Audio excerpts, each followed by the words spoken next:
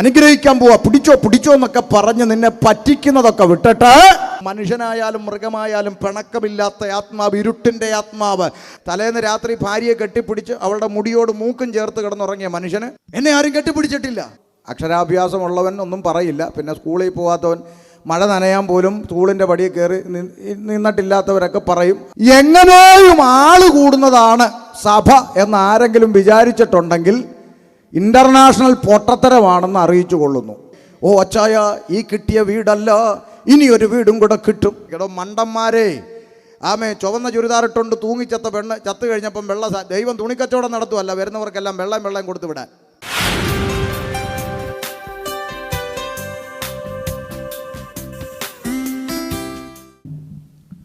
Praise the Lord. കരങ്ങളെ ഉയർത്തി കർത്താവിനെ സ്തുതിച്ചാട്ടെ. ഹല്ലേലൂയ. കർത്താവിൻ്റെ പരിശുദ്ധ നാമത്തിന് മഹത്വം ഉണ്ടാകട്ടെ.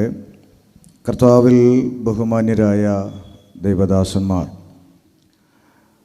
മനോഹരമായ ഗാനങ്ങൾ പാടി നമ്മെ സന്തോഷിപ്പിക്കുന്ന കൊയർ ടീമിലെ പ്രിയ സഹോദരങ്ങൾ, ഈ മീറ്റിംഗ് ഔപചാരികമായി പ്രാർത്ഥിച്ച് ഉദ്ഘാടനം ചെയ്ത ബഹുമാന്യ ദേവദാസൻ, ഈ ദൈവസഭയുടെ ശുശ്രൂഷകനായിരിക്കുന്ന ദേവദാസൻ, മറ്റ് കൂട്ട് ദൈവദാസന്മാർ, വചന കേൾവിക്കായി കടന്നു വന്ന ദൈവമക്കൾ, ഈ ശബ്ദപരിധിയിൽ എന്നെ കേട്ടുകൊണ്ടിരിക്കുന്ന മാന്യ സഹോദരങ്ങൾ, ശ്രോതാക്കൾ, എല്ലാ പ്രിയപ്പെട്ടവർക്കും യേശുക്രിസ്തുവിൻ്റെ നാമത്തിൽ നന്ദി അറിയിക്കുന്നു.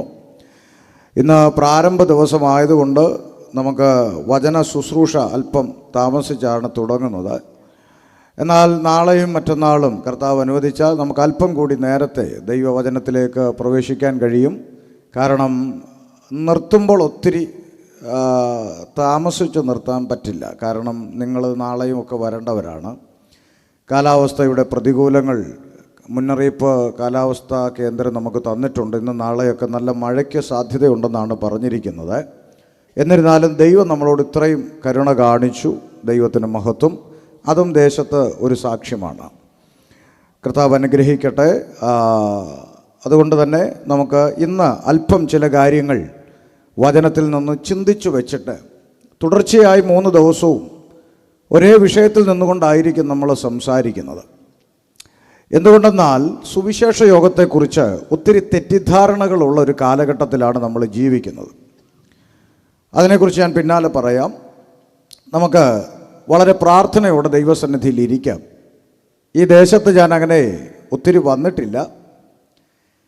ശുശ്രൂഷയുടെ പ്രാരംഭകാലങ്ങളിൽ ഇവിടെ മേൽപ്പുറം ഭാഗത്തൊക്കെ വന്നു തുടങ്ങിയത് നമ്മുടെ ജോസ് പാസ്റ്റർ അദ്ദേഹത്തിൻ്റെ സഭയിലും അതോടുള്ള ബന്ധത്തിലൊക്കെ ഒത്തിരി മീറ്റിങ്ങുകളിലൂടെ എന്നെ ക്ഷണിച്ചിട്ടുണ്ട്. പഴയ കാലം. ഇപ്പോൾ ബദാം വൃക്ഷമൊക്കെ പൂത്തു എന്നുള്ളതേ ഉള്ളൂ, വേറെ വ്യത്യാസം ഒന്നുമില്ല. ഞാനും അങ്ങനെ തന്നെ. ഏതായാലും ദേവദാസനെ വീണ്ടും കാണാൻ കഴിഞ്ഞതിൽ സന്തോഷമുണ്ട്. നമുക്ക് വളരെ പ്രാർത്ഥനയോടെ ദൈവവചനത്തിലേക്ക് പ്രവേശിക്കാം. ഒരു വാക്യം നമുക്ക് വായിക്കാം. ഈ വായിക്കുന്ന വേദഭാഗങ്ങളൊക്കെ മൈക്കിൽ കൂടെ വായിക്കണമെന്നാണ് ഞാൻ ദേവദാസനോട് പറഞ്ഞിട്ടുള്ളത്. എന്തിനാണ് മൈക്ക് വായിക്കുന്നതെന്ന് ചോദിച്ചാൽ, നമുക്ക് ബൈബിളിന് വെളിയിലുള്ളതൊന്നും പറയാൻ പാടില്ല എന്നുള്ളത് കൊണ്ടാണ്. ബൈബിളിന് പുറത്തുള്ളതൊന്നും പറയാൻ പാടില്ല എന്നുള്ളത് കൊണ്ടാണ് വാക്യം വായിക്കുന്നത്. ഇനിയിപ്പം നമ്മൾ ഇത് മൈക്കിൽ കൂടെ വായിക്കാതെ ബൈബിളിലുള്ള ചില കാര്യങ്ങളാണ് ഇവിടെ പറയുന്നതെങ്കിലും, ഈ ബൈബിൾ അറിയാത്ത ആളുകൾ പുറത്തുണ്ട്.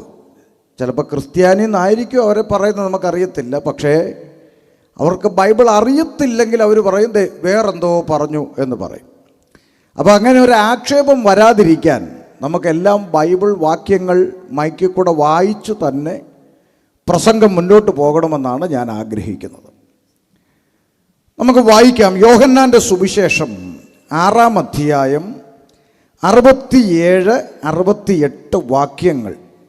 യോഹന്നാൻ്റെ സുവിശേഷം 6-ാം അധ്യായം 67-68 വാക്യങ്ങളിൽ നിന്നാണ് വചനധ്യാനം.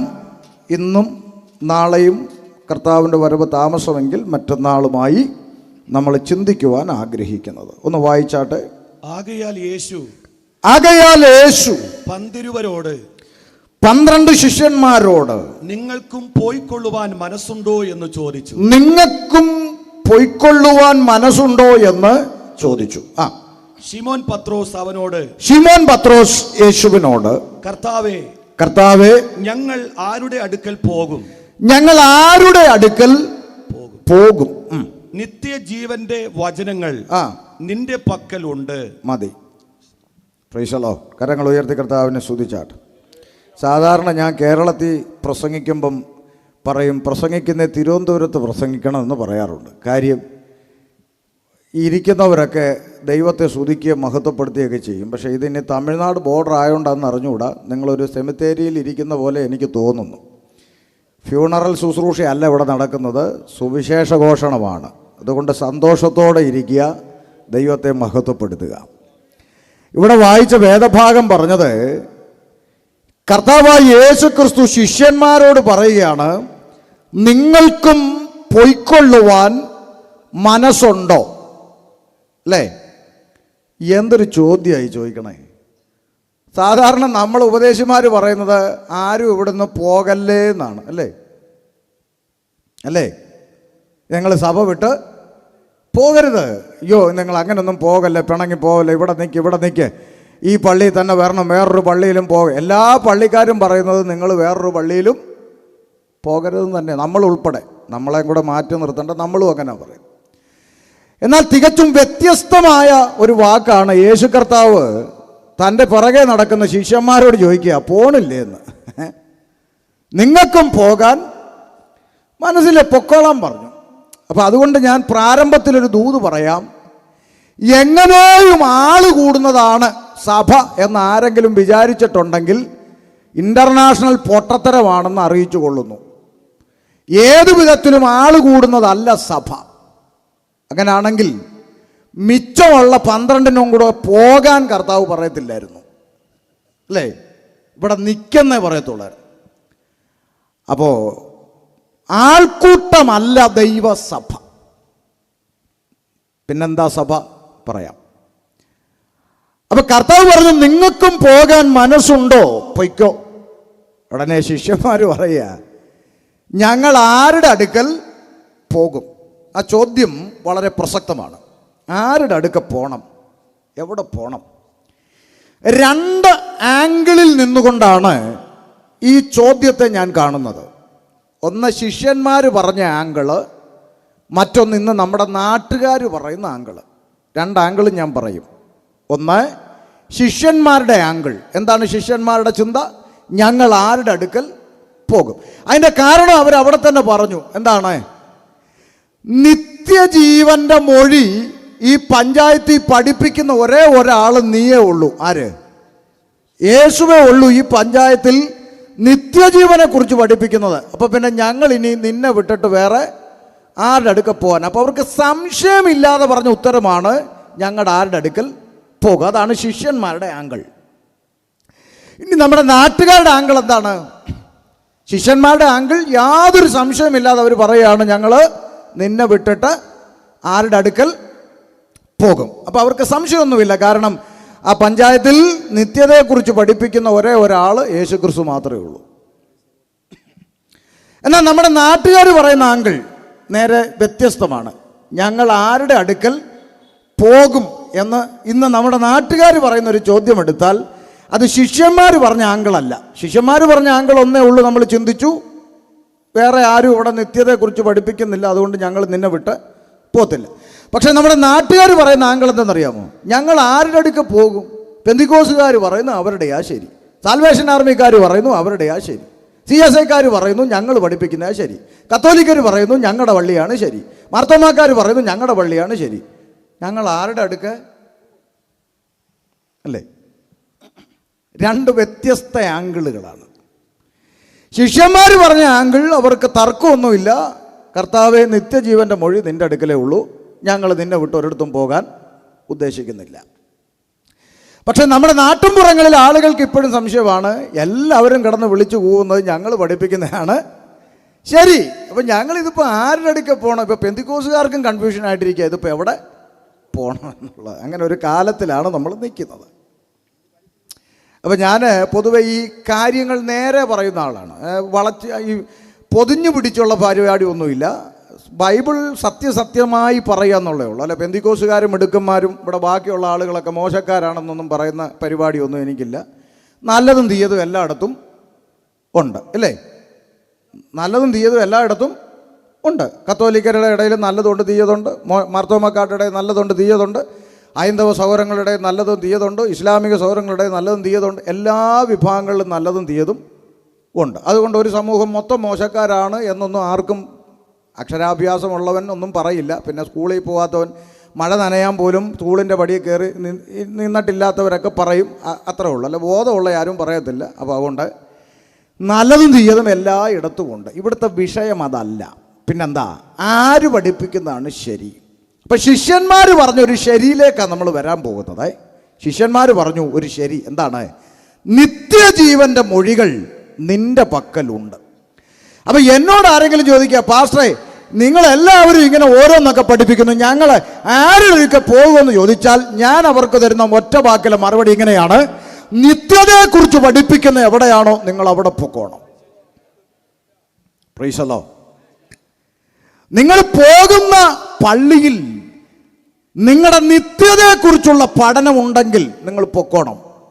അല്ല, ഭൂമിയിൽ ലഭിക്കുന്ന നന്മകളെക്കുറിച്ചാണ് നിങ്ങളെ പഠിപ്പിച്ച് ഇളക്കി ഇരിക്കുന്നതെങ്കിൽ, ഓ അച്ചായ ഈ കിട്ടിയ വീടല്ല ഇനിയൊരു വീടും കൂടെ കിട്ടും, ഇപ്പൊ കിട്ടിയ കാറല്ല ഇനിയൊരു കാറും കൂടെ കിട്ടും, കൊച്ചു ഗൾഫിൽ പോകും, വിസ ശരിയാകും, ഇങ്ങനൊക്കെ പറഞ്ഞ് ഭൂമിയിലുള്ള കാര്യങ്ങളെ പറഞ്ഞാണ് നിങ്ങളെ സുഖിപ്പിച്ചു വെച്ചുകൊണ്ടിരിക്കുന്നതെങ്കിൽ അവന് ദൈവസഭയുമായി ഒരു ബന്ധവുമില്ല. വേണ്ട, അങ്ങനെ പറഞ്ഞാൽ പറ്റത്തില്ല. അവന് യേശുക്രിസ്തുവുമായി ഒരു ബന്ധവും ഇല്ല. പകരം നിത്യജീവന്റെ മൊഴി എന്ന് പറഞ്ഞാൽ ഇന്ന് ഈ ശബ്ദപരിധിയിൽ എത്രയൊക്കെ മസിൽ ഉരുട്ടിപ്പിടിച്ച് ജിമ്മിൻ്റെ അകത്ത് പോയി വർക്കൗട്ട് ചെയ്ത് നെഞ്ചും വിരിച്ച് മസിലും ഭരിപ്പിച്ച് സഞ്ചരിക്കുന്ന ഇറച്ചിക്കട പോലെ നീ കൈയും വിരിച്ച് നടന്നാലും ഇന്നല്ലെങ്കിൽ നാളെ നീ പെട്ടിക്കകത്ത് കയറും എന്ന ബോധ്യം നിനക്കാര് പറഞ്ഞു തരുന്നോ അതാണ് നിത്യജീവൻ്റെ മൊഴി. നീ ഇവിടെ 1000 കൊല്ലം ഒന്നും തികയ്ക്കാൻ പോകുന്നില്ല. സകല എണ്ണവും പെട്ടിക്കകത്ത് കയറിയേ പറ്റത്തുള്ളൂ. എല്ലാത്തിൻ്റെയും പെട്ടി മേപ്പുറത്തുണ്ട്, ഇല്ലേ അച്ഛാ? ഉണ്ട്, അല്ലെങ്കിൽ അരമനയിലുണ്ട്. എല്ലാത്തിൻ്റെയും പെട്ടിയുണ്ട്, പല സൈസിലുണ്ടാക്കി വെച്ചിട്ടുണ്ട്. സകല എണ്ണവും ഇതിൻ്റെ അകത്ത് കയറിയേ പോകത്തുള്ളൂ. പിന്നെ ചില അണ്ണന്മാരുടെയൊക്കെ നടപ്പ് കണ്ടാൽ വിചാരിക്കും യവന്മാരൊന്നും പെട്ടി കയറിയല്ലെന്ന്. ചുമ്മാതാടോ മനുഷ്യ, മേപ്പോട്ട് വലിക്കുന്ന ശ്വാസം കീപ്പോട്ട് വിടാൻ കഴിയാതെ പോയാൽ തീർന്നു നിൻ്റെ മസിൽ, അവിടെ തീർന്നു. വാഴപ്പിണ്ടി പോലെ അവിടെ കിടക്കും. പിന്നെ നിന്നെ പൊക്കുന്നത് ആരാന്ന് നിനക്ക് പോലും അറിയത്തില്ല. അത്രയേ ഉള്ളൂ മനുഷ്യൻ. അതുകൊണ്ട് ഈ ഭൂമിയിലുള്ള ജീവിതത്തെക്കുറിച്ച് ഉരുട്ടി സന്തോഷിപ്പിച്ച് ഇപ്പം കിട്ടും പിന്നെ കിട്ടും, നാളെയാണെന്ന് കേരളത്തിലെ ലോട്ടറിക്കാർ പറയുന്ന പോലെ അനുഗ്രഹിക്കാൻ പോവാ, പിടിച്ചോ എന്നൊക്കെ പറഞ്ഞ് നിന്നെ പറ്റിക്കുന്നതൊക്കെ വിട്ടിട്ട് ഇന്ന് രാത്രി, ഇന്ന് മുതൽ 3 ദിവസം അരമനദേശം നിത്യജീവന്റെ മൊഴികൾ കേൾക്കാൻ പോവുകയാണ്. ഈ 3 ദിവസത്തെ സന്ദേശം കേട്ട് തീർന്നിട്ട് കൊള്ളാമെന്ന് തോന്നിയാൽ സ്വീകരിക്കാം, അല്ലെങ്കിൽ വിട്ടുകളയാം. ജനാധിപത്യ രാജ്യമാണ് ഇന്ത്യ, അതിനുള്ള സ്വാതന്ത്ര്യമുണ്ട്. ഒരുത്തൻ 3 ദിവസം എന്തൊക്കെയോ കിടന്ന് പറഞ്ഞു, വലിയ കുഴപ്പവും അല്ലെ കൊള്ളത്തില്ല, അല്ലെങ്കിൽ കൊള്ളാം, അത്രേ ഉള്ളൂ, അതിൻ്റെ അപ്പുറത്തൊന്നുമില്ല. പിന്നെ ചില അണ്ണന്മാർ പറയും പ്രസംഗിക്കണ്ട, അതൊക്കെ മനസ്സേ ഇരിക്കത്തേ ഉള്ളൂ. പ്രസംഗിക്കാൻ ദൈവം ഏൽപ്പിച്ചതാണെങ്കിൽ പ്രസംഗിക്കും. ഇന്ന് രാത്രി വീട്ടിൽ ചെന്നോളാന്ന് ഉറപ്പൊന്നും കൊടുത്തിട്ടില്ല. ഇവിടെ ഉരുണ്ട് വീണ് മരിച്ചാൽ എവിടെ പോകുമെന്ന് നല്ല ഉറപ്പുമായിട്ട് അവിടെ നിൽക്കുന്നത്. അതുകൊണ്ട് ഞങ്ങളുടെ പിണറായി വിജയൻ പറയുന്ന പോലെ വിരട്ടലും വിലപേശലും ഒന്നും ഇങ്ങോട്ട് വേണ്ട. അപ്പം അതുകൊണ്ട് ശാന്തമായി നമുക്ക് ദൈവവചനത്തിലേക്ക് കടക്കാം. നിത്യജീവന്റെ മൊഴികൾ നിന്റെ പക്കലുണ്ട്, നിന്നെ വിട്ടിട്ട് ഞങ്ങൾ ആരുടെ അടുക്കൽ പോകും? ശിഷ്യന്മാരുടെ പ്രസ്താവന. എന്താണ് ഈ വചനത്തിൻ്റെ പശ്ചാത്തലമെന്ന് പറയാം. യേശു കർത്താവ് തിബരിയാസ് എന്ന ഗലീല കടലിൻ്റെ ഭാഗത്ത് നിൽക്കുന്ന ഒരു വേദഭാഗമാണ് 6-ാം അധ്യായത്തിൽ നമ്മൾ കാണുന്നത്. ഗലീല കടലിൻ്റെ അക്കരയ്ക്ക് തിബരിയാസ്. അവിടെ ചെന്നപ്പോൾ വലിയ പുരുഷാരമുണ്ട്. ആ വലിയ പുരുഷാരത്തെ കണ്ടിട്ട് കർത്താവ് പറഞ്ഞു ഇവർക്ക് ഭക്ഷിപ്പാൻ കൊടുക്കണം എന്നുള്ള കാര്യങ്ങളിലേക്ക് വന്നു. അപ്പോൾ ഫിലിപ്പോസ് പറഞ്ഞു ഇവർക്ക് ഭക്ഷിപ്പാൻ എവിടെ നിന്ന് അപ്പം വാങ്ങുമെന്ന് ചോദിച്ചു. ഫിലിപ്പോസ് അവനോട് ഓരോരുത്തന് അല്പാൽപ്പം ലഭിക്കേണ്ടതിന് 200 പണത്തിന് മതിയാകയില്ല എന്ന് ഉത്തരം പറഞ്ഞു. ശിഷ്യന്മാരിൽ ഒരുത്തനായ ശീമോൻ പത്രോസിൻ്റെ സഹോദരനായ അന്ത്രയോസ് പറഞ്ഞു, ഇവിടെ ഒരു ബാലകനുണ്ട്, അവൻ്റെ പക്കൽ 5 യവത്തപ്പവും 2 മീനും ഉണ്ട്, എങ്കിലും ഇത്ര പേർക്ക് അത് എന്തുള്ളൂ എന്ന് പറഞ്ഞു. അപ്പോൾ ഈ വിഷയമൊന്നും ഇതല്ല നമ്മുടെ വിഷയം, ഞാൻ പശ്ചാത്തലം പറയാം. വലിയ പുരുഷാരം ഇരിക്കുന്ന കണ്ടിട്ട് അവർക്ക് ആഹാരം കൊടുക്കണമെന്ന് പറഞ്ഞു. ഉടനെ ഈ ഫിലിപ്പോസ് പറഞ്ഞു, 200 രൂപ ഉണ്ട്, നമ്മുടെ ഭാഷയിൽ പറഞ്ഞാൽ 200 രൂപ ഉണ്ട്, അതുകൊണ്ട് മേടിച്ചാൽ എല്ലാവർക്കും തികയത്തില്ല. അപ്പം അന്ത്രയോസ് പറയുകയാണ്, നമ്മുടെ പയ്യൻ്റെ കയ്യിൽ 5 അപ്പവും 2 മീനും ഉണ്ടെന്ന് പറഞ്ഞു. നമ്മളെങ്ങാനും ആണെങ്കിൽ അന്ത്രയോസിനെ കൊന്നേനെ, ഇല്ലെങ്കിൽ അവനിട്ട് 2 അടിയെങ്കിലും കൊടുത്തേനെ. നിങ്ങൾക്ക് മനസ്സിലായില്ലെന്ന് തോന്നുന്നു നിങ്ങളുടെ ഇരിപ്പ് കണ്ട.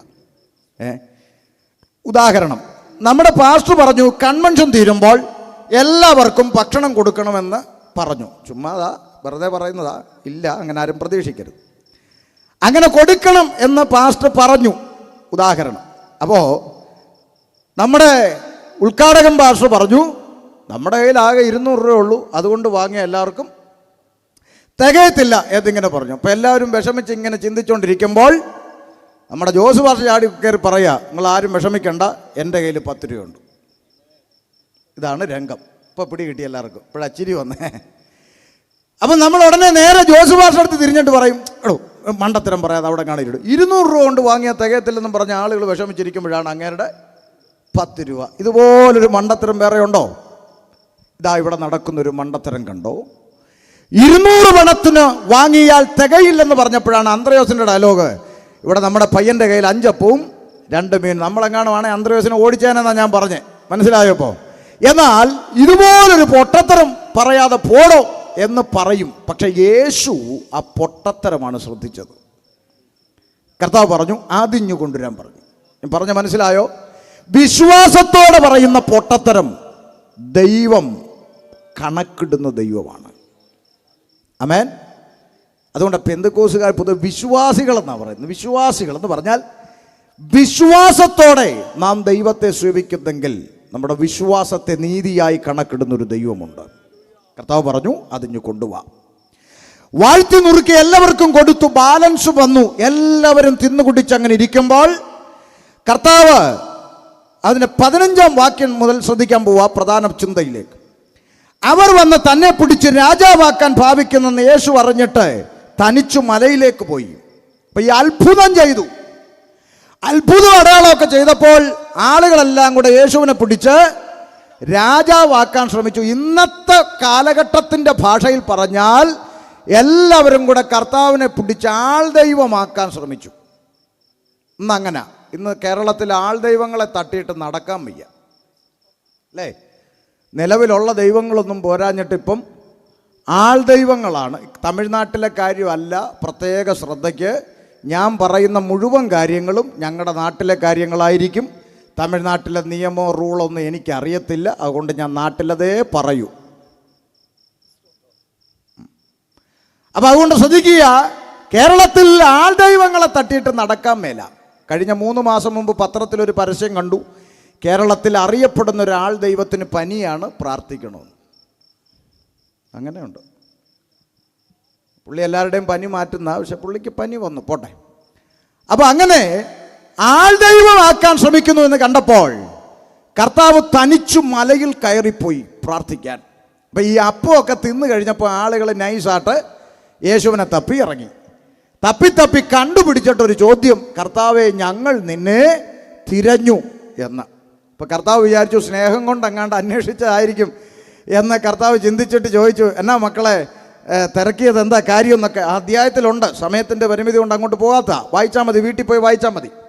അപ്പോൾ കർത്താവ് ചോദിച്ചു, എന്താ നിങ്ങൾ എന്നെ അന്വേഷിച്ചു, എന്താന്ന് ചോദിച്ചു. ഉടനെ ഇവർ തല ചൊറിഞ്ഞിട്ട് ഇങ്ങനെ അങ്ങോട്ട് പറഞ്ഞു തുടങ്ങി, അതെ, മരുഭൂമിയിൽ ഞങ്ങളുടെ പിതാക്കന്മാർക്ക് മോശ മന്നയാണ് കൊടുത്തത്. നിങ്ങൾക്കൊന്നും മനസ്സിലായില്ലെന്ന് എനിക്കറിയാം. ഈ അണ്ണന്മാർ പറഞ്ഞെന്തെന്നറിയാമോ? കർത്താവ് നീ ഞങ്ങൾക്ക് അപ്പവും മീനും അല്ലേ തന്നതേ, പക്ഷെ ഞങ്ങളുടെ പിതാക്കന്മാർക്ക് മോശ കൊടുത്തത് മന്ന എന്ന് പറഞ്ഞാൽ അപ്പത്തിൻ്റെ കൂടെ കാടപ്പക്ഷി ഇറച്ചി ഉണ്ടായിരുന്നെന്ന് തല ചൊറിഞ്ഞുകൊണ്ട് എന്ന് പറഞ്ഞാൽ ഇപ്പം മീനല്ലേ തന്നത്, ഇനി എന്ത് വേണം, ഇറച്ചിയും കൂടെ കിട്ടിയാൽ കൊള്ളാമെന്നാണ് അണ്ണന്മാർ പറഞ്ഞുകൊണ്ട് വന്നത്. അപ്പം കർത്താവിന് ഒരു കാര്യം മനസ്സിലായി, ഇത് തിന്നാനിറങ്ങിയ വകുപ്പാണ് ഏതാ? മിണ്ടുന്നില്ലല്ലോ ആരും. ഉണ്ടെന്ന്. കർത്താവിൻ്റെ പിറകെ ഇറങ്ങുന്നവരെല്ലാം സ്വർഗത്തിൽ പോകാൻ വേണ്ടി ഇറങ്ങുന്നൊന്നും അല്ല. അങ്ങനെ ആരും ചിന്തിക്കരുത്. യേശുവിൻ്റെ പിന്നാലെ വലിയൊരു കൂട്ടം ആളുകൾ ഉണ്ടായിരുന്നു. പല ആളുകളും അത്ഭുതം കാണാൻ ഇറങ്ങിയതാ. ചിലരങ്ങനെ പെന്തിക്കോസി പള്ളി വരുന്നത്. എന്തിനാ? ഈ പൂത വിളകുന്ന കണ്ടിട്ടില്ല, ഒന്ന് കാണണം, ഒരു രസം, ചുമ്മാ ഒരു രസം. അപ്പോൾ ഇങ്ങനെ ഇളകി ഇങ്ങനെ ആരാ. അപ്പം പിന്നെ ഉപദേശിമാരങ്ങോട്ടിരിക്കും. പിന്നെ ഭൂതത്തോട് കൊച്ചു വർത്തനം. ആരാ നീ, എന്താ നീ, എവിടുന്ന് വന്നു, എപ്പോൾ വന്നു, ഇപ്പോൾ പോ, പിന്നെ പോ, പിന്നെ ഭൂതത്തിന് കല്യാണം ആലോചിക്കുക. എടാ, പിശാചിനെ കുറിച്ച് ബൈബിൾ പറയുന്നത് അവൻ പോഷ്കു പറയുന്നവനും അവൻ്റെ അപ്പനുമാണെന്നാണ് എഴുതി വെച്ചിരിക്കുന്നത്. അപ്പം നീ എവിടുന്ന് വന്നു എന്ന് ചോദിച്ചാൽ ഞാൻ GPS ഇട്ട് വന്നേന്നോ പറയുമോ? ഇതൊന്നും അറിയത്തില്ല. ചുമ്മാ വചന ശുശ്രൂഷയുടെ സമയം കളയാൻ വേണ്ടി. ഭൂതമിളകിയാൽ ഒറ്റ വാക്ക്, നസ്രയനായ യേശുവിൻ്റെ നാമത്തിൽ. ആ വാക്കിൻ്റെ പവറിൻ്റെ അപ്പുറത്ത് തുപ്പല് കളയേണ്ട കാര്യമൊന്നുമില്ല.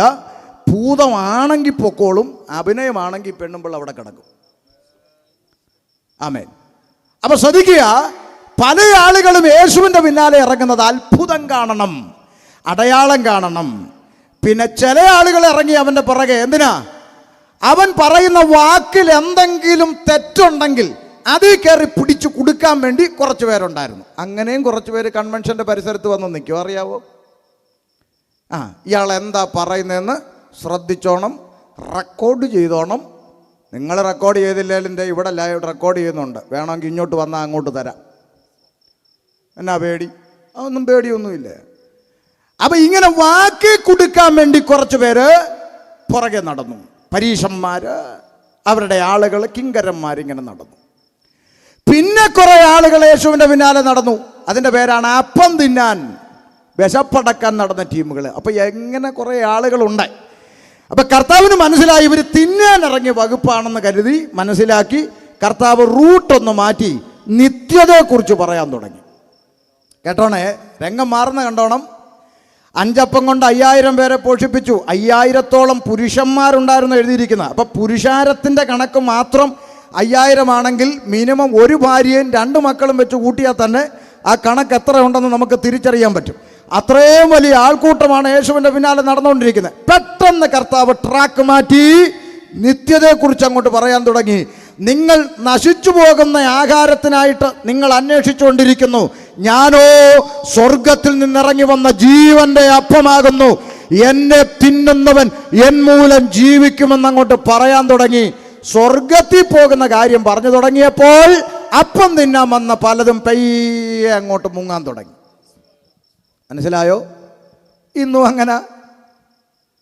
അങ്ങനെ മോൻ്റെ വിസ ശരിയാകാൻ വിസ വരുന്നത് വരെ പ്രാർത്ഥിക്കാൻ പാസ്റ്റർ എടുക്ക വരും. എന്ന് വിസ ശരിയായോ പിന്നെ അമ്മച്ചിയെ കാണത്തില്ല, അല്ലേ? കൊച്ചിനെ കെട്ടിക്കുന്ന കാര്യം വേണമെങ്കിൽ കല്യാണം നടക്കുന്നവരെ പാസ്റ്റർ എടുത്ത് വരും. കല്യാണം നടന്നു കഴിഞ്ഞാൽ പിന്നെ അടുത്ത മോളുടെ കല്യാണത്തിന് നോക്കിയാൽ മതി. ഇങ്ങനെ കാര്യം നടക്കാൻ വേണ്ടി യേശുവിൻ്റെ പിറകെ ഇറങ്ങി. അപ്പോൾ ഓരോരുത്തരും പയ്യെ അങ്ങോട്ട് മുങ്ങാൻ തുടങ്ങി. മുങ്ങി ലാസ്റ്റ് വന്നപ്പോൾ 5000 പോയി, 500 പോയി, 50 പോയി, 25 പോയി. മിച്ചം എത്ര ശേഷിച്ചു? പറ, വാ തുറന്നേ. 12 ശേഷിച്ചു. ഞാനോ ജോസ് പാസ്റ്ററോ കാണോ ആയിരുന്നെങ്കിൽ എന്ത് ചെയ്യുമെന്നറിയാമോ? ഞാനോ സ്വർഗത്തിൽ നിന്നിറങ്ങി വന്ന ജീവന്റെ അപ്പമാകുന്നു, എന്നെ തിന്നുന്നവൻ എൻ മൂലം ജീവിക്കുമെന്നൊക്കെ പറഞ്ഞ് തിരിഞ്ഞു നോക്കിയപ്പോൾ 12 ഉള്ളെങ്കിൽ ഞങ്ങൾ ഇവിടെ ഇരിക്കുന്ന ഏതൊരു ഉപദേശിയാണെങ്കിലും തിരിഞ്ഞു നോക്കിയിട്ട് ആദ്യം കണ്ണും തള്ളി ഞെട്ടലോടെ ചോദിക്കും, അയ്യോ ബാക്കിയുള്ളവരൊക്കെ എന്ത് ചെയ്യും? അണ്ണേ പത്രോസ് പറഞ്ഞു, എല്ലാം പോയോ? അതെന്നാ പോയെ? പിന്നെ ഒരു മര്യാദക്കൊക്കെ പറയണ്ടേ? അതെന്നാ? ആ പോയവരെല്ലാം പോയിട്ട് പറഞ്ഞിട്ട് പോയ എന്താന്ന് വല്ലതും കേട്ടോ? എന്താ? ഇത് കഠിന ഉപദേശം, ഇതനുസരിക്കാൻ ആർക്ക് പറ്റുമെന്ന്. പെന്തിക്കോസിന്ന് പോകുന്നതും അങ്ങനെ പോകുന്നത്. അത് ചെയ്യല്ല, ഇത് ചെയ്യല്ല, അത് ചെയ്യല്ല, അങ്ങോട്ട് പോലെ ഇങ്ങോട്ട് പോലെ, ഇങ്ങനെയൊക്കെ പഠിപ്പിച്ച പള്ളിയിൽ ആര് വരും? അതുകൊണ്ട് അത്യാവശ്യം 2 അടിക്കണമെങ്കിൽ അച്ചായൻ അടിച്ചോ എന്ന് പറഞ്ഞാൽ പള്ളിയിൽ ആൾ വരും.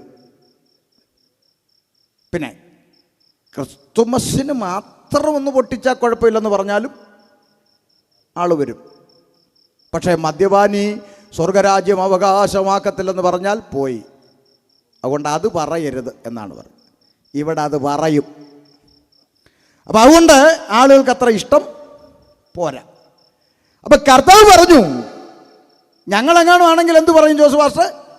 സംഭവിച്ചോ. ഞാൻ ആവേശത്തിൽ അങ്ങ് പറഞ്ഞു പോയി. ഇനി 12 ഉള്ളു മിച്ചം. നാട്ടുകാർ കണ്ടാൽ കളിയാക്കും. 5000 കൊണ്ട് ഇറങ്ങിയിട്ട് ഇപ്പോൾ 12 കൊണ്ടിരുന്ന് തുള്ളുന്നു, നാണക്കേട്. അതുകൊണ്ട് നിങ്ങളെങ്കിലും പോവല്ലേ എന്നേ ഞങ്ങൾ പറയുള്ളൂ. പക്ഷേ കർത്താവ് വളരെ സിമ്പിളായി കൂളായി ചോദിച്ചൊരു ചോദ്യമാണ് വായിച്ചത്. നിങ്ങൾക്കും പോകാൻ മനസ്സുണ്ടോ? ശിഷ്യഗണത്തിൻ്റെ മറുപടി, ഞങ്ങൾ ആരുടെ അടുക്ക പോകും? നിത്യജീവനെ കുറിച്ച് പറയുന്നവൻ നീയാണ്. നിന്നെ വിട്ടിട്ട് ഞങ്ങൾ എവിടെ പോകും? ഇന്ന് രാത്രി അരിമന ദേശത്തോട് വിളിച്ചു പറയാം, ഈ 3 ദിവസം പരിശുദ്ധാത്മാവ് ദേശത്ത് വിളംബരം ചെയ്യുന്നത് നിത്യതയെക്കുറിച്ചുള്ള സുവിശേഷമാണ്. ഈ നിത്യത, ഇന്ന് മരിച്ചാൽ നിന്റെ നിത്യത എവിടെ ചെലവഴിക്കുമെന്നൊരു ചിന്ത നിന്റെ മനസ്സിന്റെ കോണിലെങ്കിലും ഉണ്ടെങ്കിൽ ഈ 3 ദിവസത്തെ സന്ദേശം നിന്റെ ജീവിതത്തിൽ അനുഗ്രഹമായി മാറും. അല്ല, ഭൂമിയിൽ കുറെ കാലം ജീവിച്ച് സമ്പാദിച്ചു കൂട്ടി ഇവിടെ കിടന്ന് അടിച്ചു പൊളിക്കണമെന്ന് ആഗ്രഹമുള്ളവരാരും ഈ പ്രസംഗം കേൾക്കണമെന്ന് തീരെ താല്പര്യമില്ല. യേശുവിനോട് ചേർന്ന് ഞാനും പറയുന്നു, നിങ്ങൾക്കും പോകരുതോ? പൊയ്ക്കോ.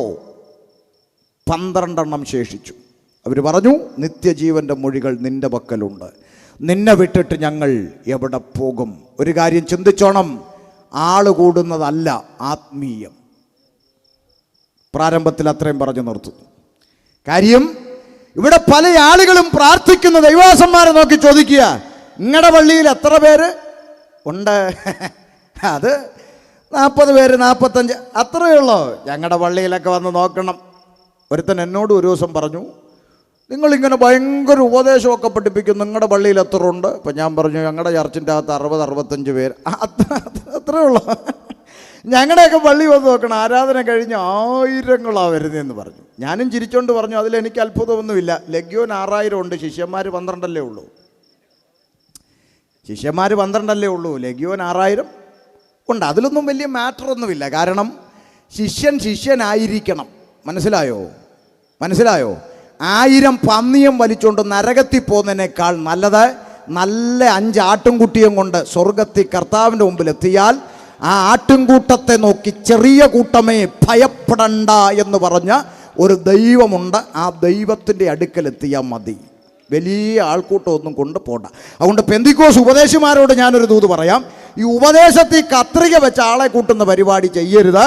അങ്ങനെ ചെയ്താൽ സഞ്ചിക്ക് ഇച്ചിരി തൂക്കം കിട്ടുമെന്നേ ഉള്ളൂ, നിത്യതയിലൊന്നും കിട്ടത്തില്ല. അതുകൊണ്ട് സഞ്ചിക്ക് തൂക്കം കിട്ടാൻ വേണ്ടി ഉപദേശത്തിൽ കത്രിക വെക്കരുത്. അതുകൊണ്ട് നിത്യതയെക്കുറിച്ചുള്ള ഉപദേശം ഇന്നു മുതൽ 3 ദിവസം അരുമനയിൽ വിളംബരം ചെയ്യപ്പെടുകയാണ്. സ്വാഗതം ചെയ്യുന്നു കേൾവിക്കാരെ. ഇവിടെ പരിചയപ്പെടുത്തിയതുപോലെ എൻ്റെ പേര് ഷമീർ എന്നാണ്. മുഴുവൻ പേര് പറഞ്ഞാൽ ഷമീർ അബ്ദുൽ സലാം. ബാപ്പാൻ്റെ പേര് അബ്ദുൽ സലാം, ഉമ്മാൻ്റെ പേര് ജമീല ബീവി. പാരമ്പര്യ മുസ്ലിം കുടുംബത്തിലാണ് ജനിച്ചു വളർത്തപ്പെട്ടത്. ഈ നാട്ടിലൊരു പക്ഷേ മുസ്ലിം സഹോദരങ്ങളെക്കുറിച്ച് അറിയുന്നവരാണ് നിങ്ങളൊക്കെ. എനിക്കറിയാം, ഒരു കാര്യം നിങ്ങൾക്കറിയാം, മുസ്ലിങ്ങളോട് യേശുക്രിസ്തു ആണ് ദൈവം എന്ന് പറഞ്ഞാൽ അവരൊരിക്കലും എന്ത് ചെയ്യില്ല, പറഞ്ഞ് അംഗീകരിക്കില്ല. നമുക്കറിയാം. ഇപ്പോൾ എനിക്കതിൽ അത്ഭുതമൊന്നും തോന്നുന്നില്ല. കാരണം ഞങ്ങളുടെ നാട്ടിൽ ക്രിസ്ത്യാനിയോട് പറഞ്ഞിട്ട് അവൻ്റെ തലയിൽ ഇത് കയറുന്നില്ല, പിന്നെ മുസ്ലിമിൻ്റെ കാര്യം പറഞ്ഞിട്ട് കാര്യമൊന്നുമില്ല. അതുകൊണ്ട് ഇപ്പോൾ എനിക്കത് ഈ അത്ഭുതമൊന്നും തോന്നുന്നില്ല. കേരളത്തിലെ കാര്യമാണ് ഞാൻ എടുത്തു പറയുക. കാര്യം തമിഴ്നാടാണെന്നും പറഞ്ഞ് ആരെങ്കിലും വല്ലതും ദേഷ്യപ്പെട്ട് വരാതിരിക്കാനാണ് ഇടയ്ക്കിടയ്ക്ക് പറയുന്നത്. അപ്പം അതുകൊണ്ട് പാരമ്പര്യ മുസ്ലിം കുടുംബത്തിൽ ജനിച്ചു വളർന്ന് ചെറിയ പ്രായത്തിൽ തൊപ്പിയിട്ട് മദ്രസയിൽ മതപഠനത്തിനായി കടന്നുപോയി. അങ്ങനെ മതത്തിനു വേണ്ടി ജീവിക്കുവാനായിട്ട് ബാപ്പയും ഉമ്മയും പരിശീലിപ്പിച്ചു വളർത്തിക്കൊണ്ടു വന്ന പാരമ്പര്യ കുടുംബത്തിൽ നിന്ന് 2002 ജീവിക്കുന്നൊരു ദൈവമുണ്ട് എന്ന് തിരിച്ചറിയുവാൻ ദൈവം എൻ്റെ കണ്ണുകളെ പ്രകാശിപ്പിച്ചു. അപ്പം നിങ്ങൾ ചോദിക്കും, എന്നാ ഉപദേശി ജീവിക്കുന്ന ദൈവം എന്ന് എടുത്തു പറഞ്ഞത്? ജീവനില്ലാത്ത ദൈവം ഉണ്ടോ എന്ന് ചോദിക്കും. വേണ്ട, എന്നെക്കൊണ്ട് പറയിച്ചിട്ട് വെറുതെ വഴക്കുണ്ടാക്കാനല്ലേ, ഞാൻ പറയത്തില്ല. കാരണം ഞങ്ങളുടെ നാട്ടിൽ പണ്ടേ യേശുദാസ് പാടിക്കഴിഞ്ഞതാ. പിന്നെ ഞാനെന്തിനാ പറയുന്നല്ലേ? യേശുദാസ് പാടിയത് ജോസ് പാസ്റ്റർ കേട്ടിട്ടുണ്ടോ പാട്ട്? കണ്ണു തുറക്കാത്ത ദൈവങ്ങളെ കേട്ടിട്ടുണ്ടോ? ഞാൻ പാടിയിട്ട് ഇവർ എൻ്റെ നെഞ്ചത്ത് കയറാനല്ലേ? വേണ്ട. അപ്പം അതുകൊണ്ട് ഞങ്ങളുടെ നാട്ടിൽ യേശുദാസൊക്കെ പണ്ടേ പാടി വിട്ടതാണ്. കരയാനറിയാത്ത ചിരിക്കാനറിയാത്ത കളിമൺ അല്ലേ, അങ്ങനെയൊക്കെ പാടി വിട്ടതാണ്. അതുകൊണ്ട് ജീവൻ ഇല്ലാത്തതുണ്ടോന്നുള്ള മറുപടി എൻ്റെ വായെന്ന് കേൾക്കണ്ട, ജീവൻ ഉള്ളതിനെ കുറിച്ച് ഞാൻ പറയാം. അപ്പോൾ 2002 ജീവിക്കുന്ന ഒരു ദൈവമുണ്ട് എന്ന് തിരിച്ചറിയുവാൻ ദൈവം എൻ്റെ കണ്ണുകളെ പ്രകാശിപ്പിച്ചു.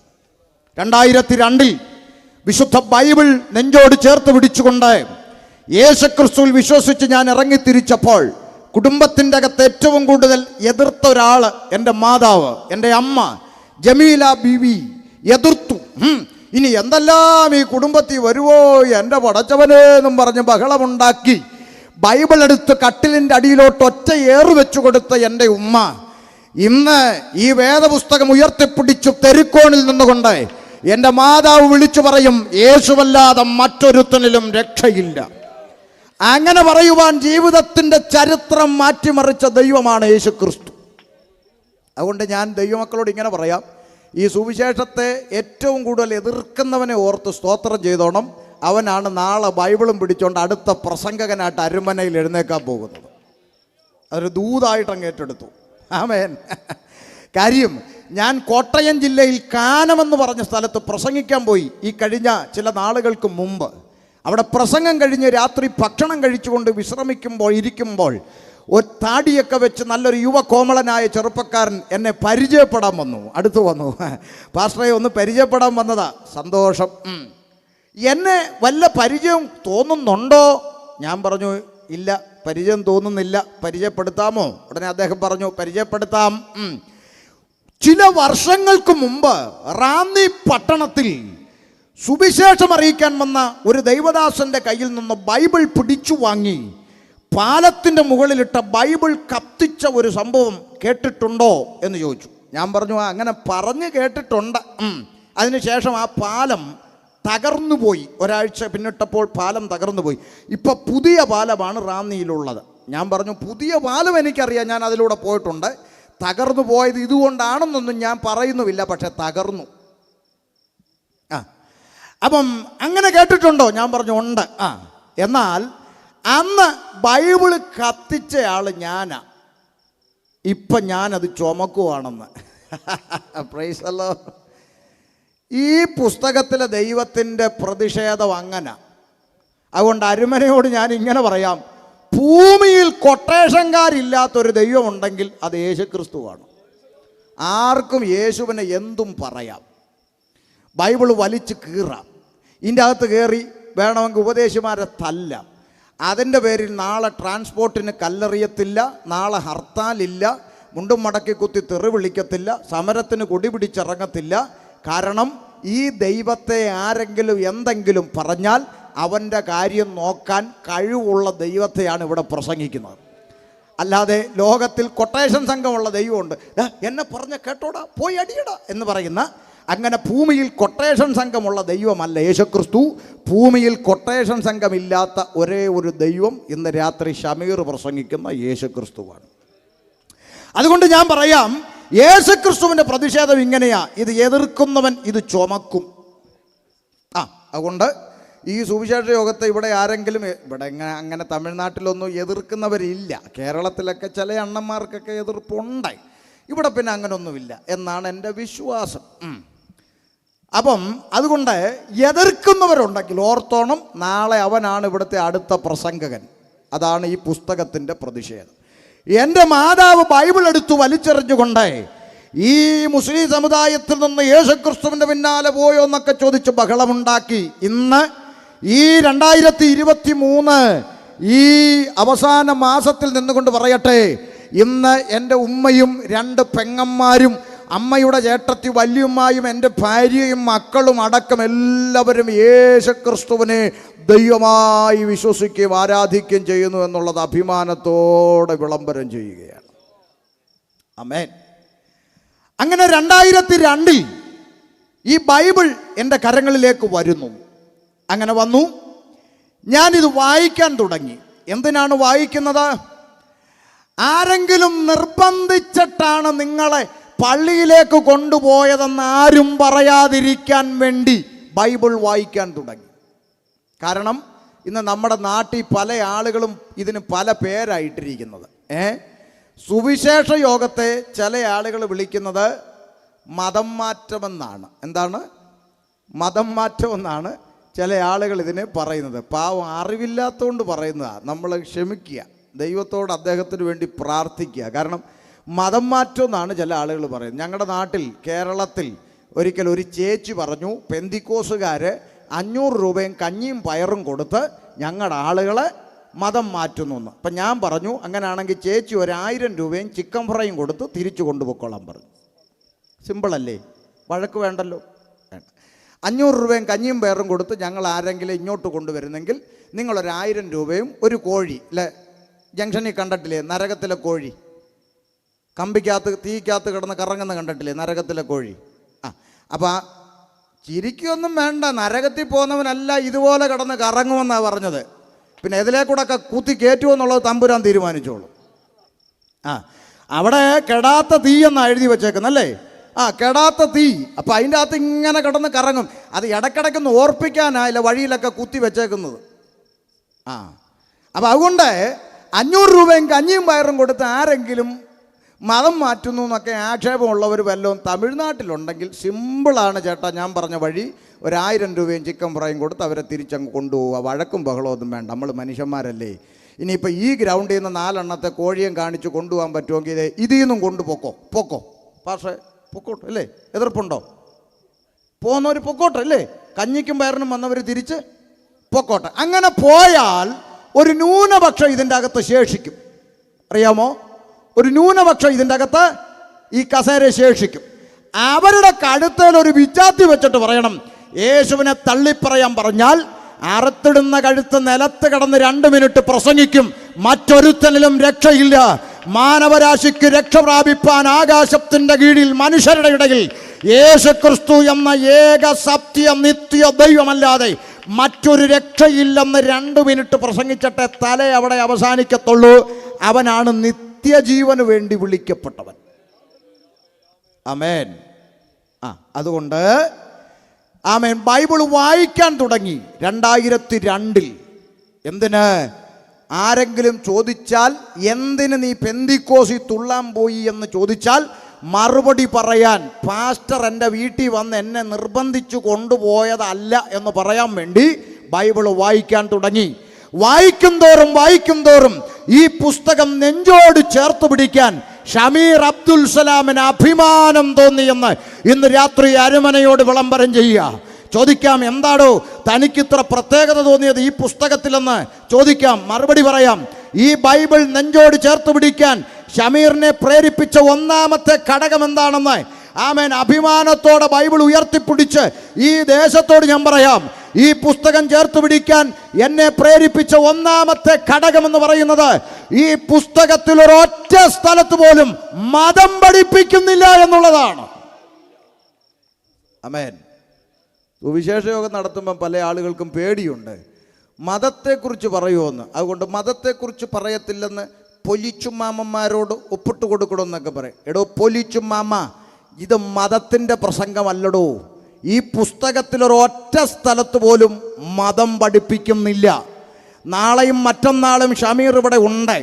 ഈ പുസ്തകം തുറന്ന് വായിച്ചിട്ട് ഇതിൻ്റെ അകത്ത് എവിടെങ്കിലും ഒരറ്റത്ത് മതത്തെക്കുറിച്ച് പഠിപ്പിക്കുന്നുണ്ടെന്ന് ശബ്ദപരിധിയിൽ ആരെങ്കിലും തെളിയിച്ചാൽ, വേദിയിലേക്ക് കയറി വന്ന് ബൈബിൾ തുറന്ന് വാക്യം കാണിച്ചു തന്നാൽ ആമേൻ നാളത്തോടെ ഈ പരിപാടി നിർത്താൻ തയ്യാറാണെന്ന് പബ്ലിക്കായി പ്രസ്താവിക്കുകയാണ്. ചുമ്മാ അറിവില്ലായ്മ ഒരു കുറ്റമല്ല, പക്ഷേ അറിയാൻ ശ്രമിക്കണം. അല്ലാതെ അറിവില്ലായ്മയും പറഞ്ഞുകൊണ്ട് നടക്കരുത്. മതമെന്ന് പറയുന്ന ഒരു സാധനം ഈ ബൈബിൾ പഠിപ്പിക്കുന്നില്ല. ഉണ്ടെന്ന് ആരെങ്കിലും തെളിയിക്കാൻ കഴിയുമെങ്കിൽ നാളെയോ മറ്റന്നാളോ കയറി വരാം, സ്വാഗതം. ബൈബിളിൽ ഒറ്റ സ്ഥലത്ത് പോലും മതം പഠിപ്പിക്കുന്നില്ല. മനസ്സിലായോ? മതം പഠിപ്പിക്കാനാണെങ്കിൽ ലോകത്തിലെ ഏറ്റവും ശ്രേഷ്ഠമായൊരു മതത്തിലാണ് ഷമീർ ജനിച്ചു വളർന്നത്, ഇസ്ലാം മതത്തിൽ. അത് വിട്ടിട്ട് ബൈബിൾ എടുത്തത് ഇത് മതമല്ലാത്തത് കൊണ്ടാണ്, മതമല്ല എന്ന ബോധ്യമുള്ളത് കൊണ്ടാണ് ഈ പുസ്തകം എടുത്തുകൊണ്ട് വിശ്വാസ ജീവിതത്തിലേക്ക് ഇറങ്ങിത്തിരിച്ചത്. അതുകൊണ്ട് ധൈര്യത്തോടെ പറയാം, ഇത് മതം പഠിപ്പിക്കാത്ത പുസ്തകമാണ്. ഈ പുസ്തകത്തിൽ ഒറ്റ സ്ഥലത്ത് പോലും മതം പഠിപ്പിക്കുന്നില്ല. എന്തുകൊണ്ട് പഠിപ്പിക്കുന്നില്ല? ദേ കേട്ടോ, ക്രിസ്തുമതം എന്ന് പറഞ്ഞൊരു മതം ബൈബിളിൽ ഇല്ല, യേശു സ്ഥാപിച്ചിട്ടുമില്ല. എടാ ഇങ്ങേര് കൊള്ളാലോ, വർഷങ്ങളായി ക്രിസ്തുമതത്തെക്കുറിച്ച് കണ്ടും കേട്ടും അറിവുള്ള അരുമനക്കാരോട് കൊല്ലത്ത് നിന്ന് ഷമീർ വന്നിട്ട് പറയുന്നു ക്രിസ്തുമതം ഇല്ലെന്ന്. അതെങ്ങനെ ശരിയാകും? ഈ കണ്ടതും കേട്ടതും എല്ലാം ശരിയാണെന്ന് വിശ്വസിക്കരുത് സുഹൃത്തേ. ഉദാഹരണം പറയാം. ഈ കൊട്ടാരക്കരയിൽ നിന്ന് തിരുവനന്തപുരത്തേക്ക് വരുന്ന MC റോഡിൽ ആയൂര് കഴിഞ്ഞിട്ട് ഒരു സ്ഥലമുണ്ട്. കേട്ടിട്ടുണ്ടോ ആരെങ്കിലും? ചടയമംഗലം. ഉണ്ടോ? ഒന്ന് കൈവൊക്കെ ഉള്ളു. ആണ്ടോ? ഇവരെല്ലാം കേട്ടിട്ടുണ്ടെന്ന് ചടയമംഗലം. എന്നാൽ ഞാനൊരു കാര്യം മൈക്കിൽ കൂടെ പറയാൻ പോവാ, കൈവൊക്കിയവർ വിഷമിക്കരുത്. തിരുവനന്തപുരം കൊട്ടാരക്കര MC റോഡിലെങ്ങും ചടയമംഗലം എന്ന് പറഞ്ഞൊരു സ്ഥലമില്ല. ആണ്ടാ, കൈവൊക്കിയവർ തമ്മി നോക്കുക. ഇനി ഇങ്ങേർക്ക് തലയ്ക്ക് പ്രശ്നമുണ്ടോന്നാ? ഈ എൻ്റെ തലയ്ക്ക് ഒരു കുഴപ്പമില്ല. ഗവൺമെൻറ് റെക്കോർഡിക്കലി ആ സ്ഥലത്തിനൊരു പേരുണ്ട്. അത് ചടയമംഗലം എന്നല്ല, ജടായുമംഗലം എന്നാണ്. എന്നാൽ വർഷങ്ങളായി നാട്ടുകാർ പറഞ്ഞ് ഇപ്പം എന്തായി? ചടയമംഗലമായി. ഇനി ഞാനൊരുത്തൻ തലകുത്തി നിന്ന് പ്രസംഗിച്ചാൽ ഇത് മാറുമോ? മാറത്തില്ല. എന്തിന്? ഞങ്ങളുടെ നാട്ടിൽ ബസ്സിൻ്റെ അകത്ത് 2 ബെല്ലടിച്ചു ടിങ് ടിങ് വണ്ടി പോട്ടെ എന്ന് പറഞ്ഞ് വിടുന്ന ആളിനെ നാട്ടുകാർ വിളിക്കുന്ന പേര് കിളി എന്നാണ്, അല്ലേ? കിളി എന്ന് പറഞ്ഞൊരു പോസ്റ്റ് ഉണ്ടോ? ഇല്ല. ക്ലീനർ എന്നാണ് ആ പോസ്റ്റിൻ്റെ പേര്. എന്നാൽ വർഷങ്ങളായി നാട്ടുകാർ പറഞ്ഞ് ഈ കിളി പിന്നെ എന്തായി? കിളിയായി. ഞാൻ തലകുത്തി എന്ന് പ്രസംഗിച്ചാൽ ഇത് മാറില്ല. വേണ്ട. ഞങ്ങളുടെ നാട്ടിലെ സഹോദരിമാർ ഭർത്താക്കന്മാരോട് പറയുന്നൊരു ഡയലോഗുണ്ട്. ചേട്ടാ, ഇന്നലെ കൂടെ പറഞ്ഞിട്ട് കേട്ടില്ല, ഇച്ചിരി കരിയാപ്പില മേടിച്ചോണ്ട് വരാൻ, അല്ലേ? കരിയാപ്പില എന്ന് പറഞ്ഞൊരല്ലേ ഉണ്ടോ ജോസ് പാസ്റ്ററെ? ഇല്ല. കറിക്കിടുന്ന വേപ്പില അഥവാ കറിവേപ്പില എന്നാണ് പേര്. എന്നാൽ പെണ്ണുങ്ങൾ പറഞ്ഞ് എന്തായി? കരിയാപ്പല. ഇനി ഞാൻ വിചാരിച്ചാൽ തിരുത്താൻ പറ്റുമോ? ഇല്ല. ഇതുപോലെ ക്രിസ്തു മതമല്ലടോ ശരി, ക്രിസ്തു മാർഗം അതാണ് ശരി. അത് ക്രിസ്ത്യാനിക്ക് പോലും അറിയത്തില്ല. അതാണ് അതിൻ്റെ സത്യം. ക്രിസ്തു മാർഗം ഇതൊരു മാർഗമാണ്, വഴിയാണ്. എങ്ങോട്ടുള്ള വഴി? സ്വർഗത്തിലേക്കുള്ള ഏക വഴി. യേശുക്രിസ്തു പറഞ്ഞു, ഞാൻ തന്നെ വഴിയും ഞാൻ തന്നെ സത്യവും ഞാൻ തന്നെ ജീവനുമാകുന്നു, എന്നിലൂടെ അല്ലാതെ ആരും പിതാവിൻ്റെ സന്നിധിയിൽ എത്തത്തില്ല. ഇന്ന് രാത്രി അരമനക്കാരോട് ഉറക്കെ വിളിച്ചു പറയാം, സ്വർഗത്തിലേക്കുള്ള ഏക വഴി കർത്താവായ യേശു ക്രിസ്തു. അതുകൊണ്ടാണ് ഷമീറും ജോസും ഗോപാലകൃഷ്ണനും അനീഷും സുനീഷും സുരേഷും രമേശും ഇന്ന് രാത്രി തിരുത്തണം. ഒന്നുകൂടി ചേർത്ത് ഞാൻ പറയാം, ഇവിടെ മനുഷ്യ മതം മാറിയിട്ട് യാതൊരു പ്രയോജനവും ഇല്ല. അതാ മഹാനായ ശ്രീ നാരായണ ഗുരുദേവൻ പറഞ്ഞു, മനോഹരമായൊരു വാക്ക്, അല്ലേ? എന്താ അദ്ദേഹം പറഞ്ഞേ? മതമേതായാലും മനുഷ്യൻ നന്നാകട്ടെ. അതേ ഞങ്ങളും പറയുന്നുള്ളൂ. മതം മാറിയിട്ടൊരു കാര്യമില്ലടോ മനുഷ്യൻ നന്നാകണം. ഇവിടെ ഈ പറമ്പിലൊക്കെ ഒരുതരം ചെടിയുണ്ടല്ലോ, ഞങ്ങൾ കേരളക്കാരതിനെ വിളിക്കുന്നത് ചൊറിതണം എന്നാണ്. പിള്ളേർ ചൊറിയാണമെന്ന് വിളിക്കും. ഇവിടെ എന്തോ വിളിക്കുന്നത്? തൊടുമ്പം ചൊറിയും.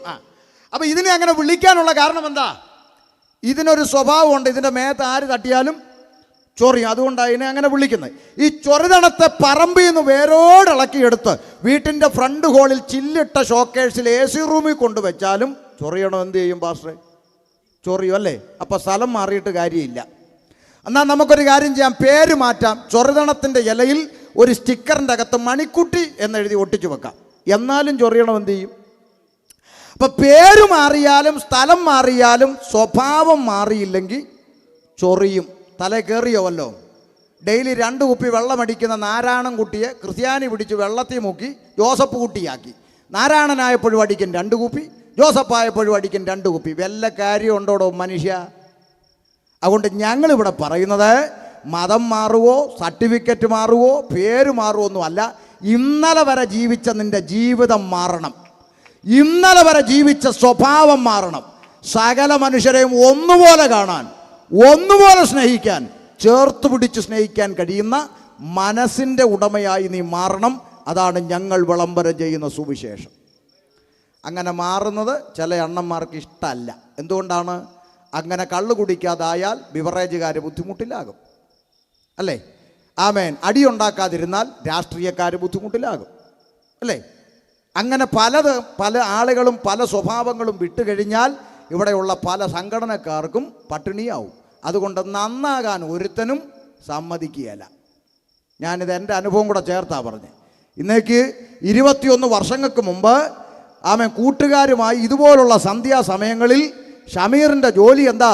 കവലയിലോട്ട് ചെല്ലുക. അപ്പോൾ അവിടെ നമ്മുടെ കൂട്ടുകാരന്മാർ നിൽപ്പുണ്ട്. അളിയാ, ഈ അളിയാന്ന് വിളിക്കുന്നത് എന്തിനാന്ന് എനിക്ക് ഇന്നും മനസ്സിലായിട്ടില്ല. പെങ്ങളെ കെട്ടിയിട്ടുണ്ടോ? ഇല്ല. അവൻ്റെ പെങ്ങളെ ഞാൻ കെട്ടിയിട്ടുണ്ടോ? അതുമില്ല. എന്നാലും വിളിക്കുന്നത് എന്ത് ബന്ധമാണെന്നറിയത്തില്ല. അളിയ, വാ അളിയ. എന്തിനാ? പിരിവിടളിയ, കുപ്പിയെടുക്കുക. ഷെയറിടളിയ, കുപ്പിയെടുക്കുക. അങ്ങനെ കുപ്പിയെടുത്ത് പൊട്ടിച്ച് ആളില്ലാത്ത വീട്ടിൻ്റെ ടെറസിൻ്റെ മുകളെ വലിഞ്ഞു കയറി കുപ്പി പൊട്ടിച്ച് പൊറോട്ടയും ചിക്കനുമൊക്കെ മേടിച്ചു വെച്ച് പാട്ടും കൂത്തും ഗാനമേളയൊക്കെ നടത്തി അടുത്ത ദിവസത്തെ കുപ്പിക്ക് പണം കണ്ടെത്താൻ നാട്ടുകാരുടെ മരച്ചീനിയും തേങ്ങയും കരിക്കുമൊക്കെ രാത്രി പോയി ചാക്കിലാക്കുക. പിന്നെ കൂട്ടുകാരുമായി ഉത്സവപ്പറമ്പുകളിൽ അടിയുണ്ടാക്കി നടന്ന ഒരു ഭൂതകാലമുണ്ട് എനിക്ക്. അന്ന് ഞങ്ങളുടെ നാട്ടിൻപുറത്ത് ഇതുപോലുള്ള ഉപദേശിമാർ കോളാമ്പിയും പിടിച്ച് മീശയും പഠിച്ച് കവലെ നിന്നുകൊണ്ട് കുടിക്കല്ലേ, വലിക്കല്ലേ, മാനസാന്തരപ്പെടുവിൻ എന്നൊക്കെ പ്രസംഗിക്കുന്ന കണ്ടാൽ യവൻ്റെ ചെവിക്കല്ലിനിട്ടൊന്ന് കൊടുത്താൽ എന്താന്ന് എനിക്ക് തോന്നിയിട്ടുണ്ട് പലവട്ടം. അതുകൊണ്ട് അങ്ങനെ ആർക്കെങ്കിലും തോന്നുന്നെങ്കിൽ വിഷമിക്കരുത്, മാറും. ചിലപ്പോൾ തോന്നുവേ. അതുകൊണ്ട് അങ്ങനെ ചിന്തിച്ച് നടന്നൊരു കാലം എൻ്റെ ജീവിതത്തിലും ഉണ്ടായിരുന്നു. എന്നാൽ ഇന്നേക്ക് 21 വർഷങ്ങൾക്കപ്പുറം 2002 പൊട്ടന്മാരെ പോലെ ഇവർ വിളിച്ചു കൂവുന്ന ഈ സുവിശേഷത്തിന് അല്പമൊന്ന് ചെവി കൊടുക്കാൻ മനസ്സ് കാണിച്ചപ്പോൾ ജീവിതത്തിൻ്റെ ചരിത്രം മാറി. കഴിഞ്ഞ 21 വർഷമായി ബാപ്പയ്ക്കും ഉമ്മയ്ക്കും പെങ്ങന്മാർക്കും കുടുംബത്തിനും കൊള്ളാവുന്നവനായി ജീവിതത്തിൻ്റെ ചരിത്രം മാറ്റിമറിച്ച ഒരു സന്ദേശമുണ്ടെങ്കിൽ അതാണ് ഇന്ന് രാത്രിയിൽ അരുമനദേശത്ത് അഭിമാനത്തോടെ വിളംബരം ചെയ്യുന്ന യേശുക്രിസ്തുവിൻ്റെ സുവിശേഷം എന്ന നിത്യ സന്ദേശം.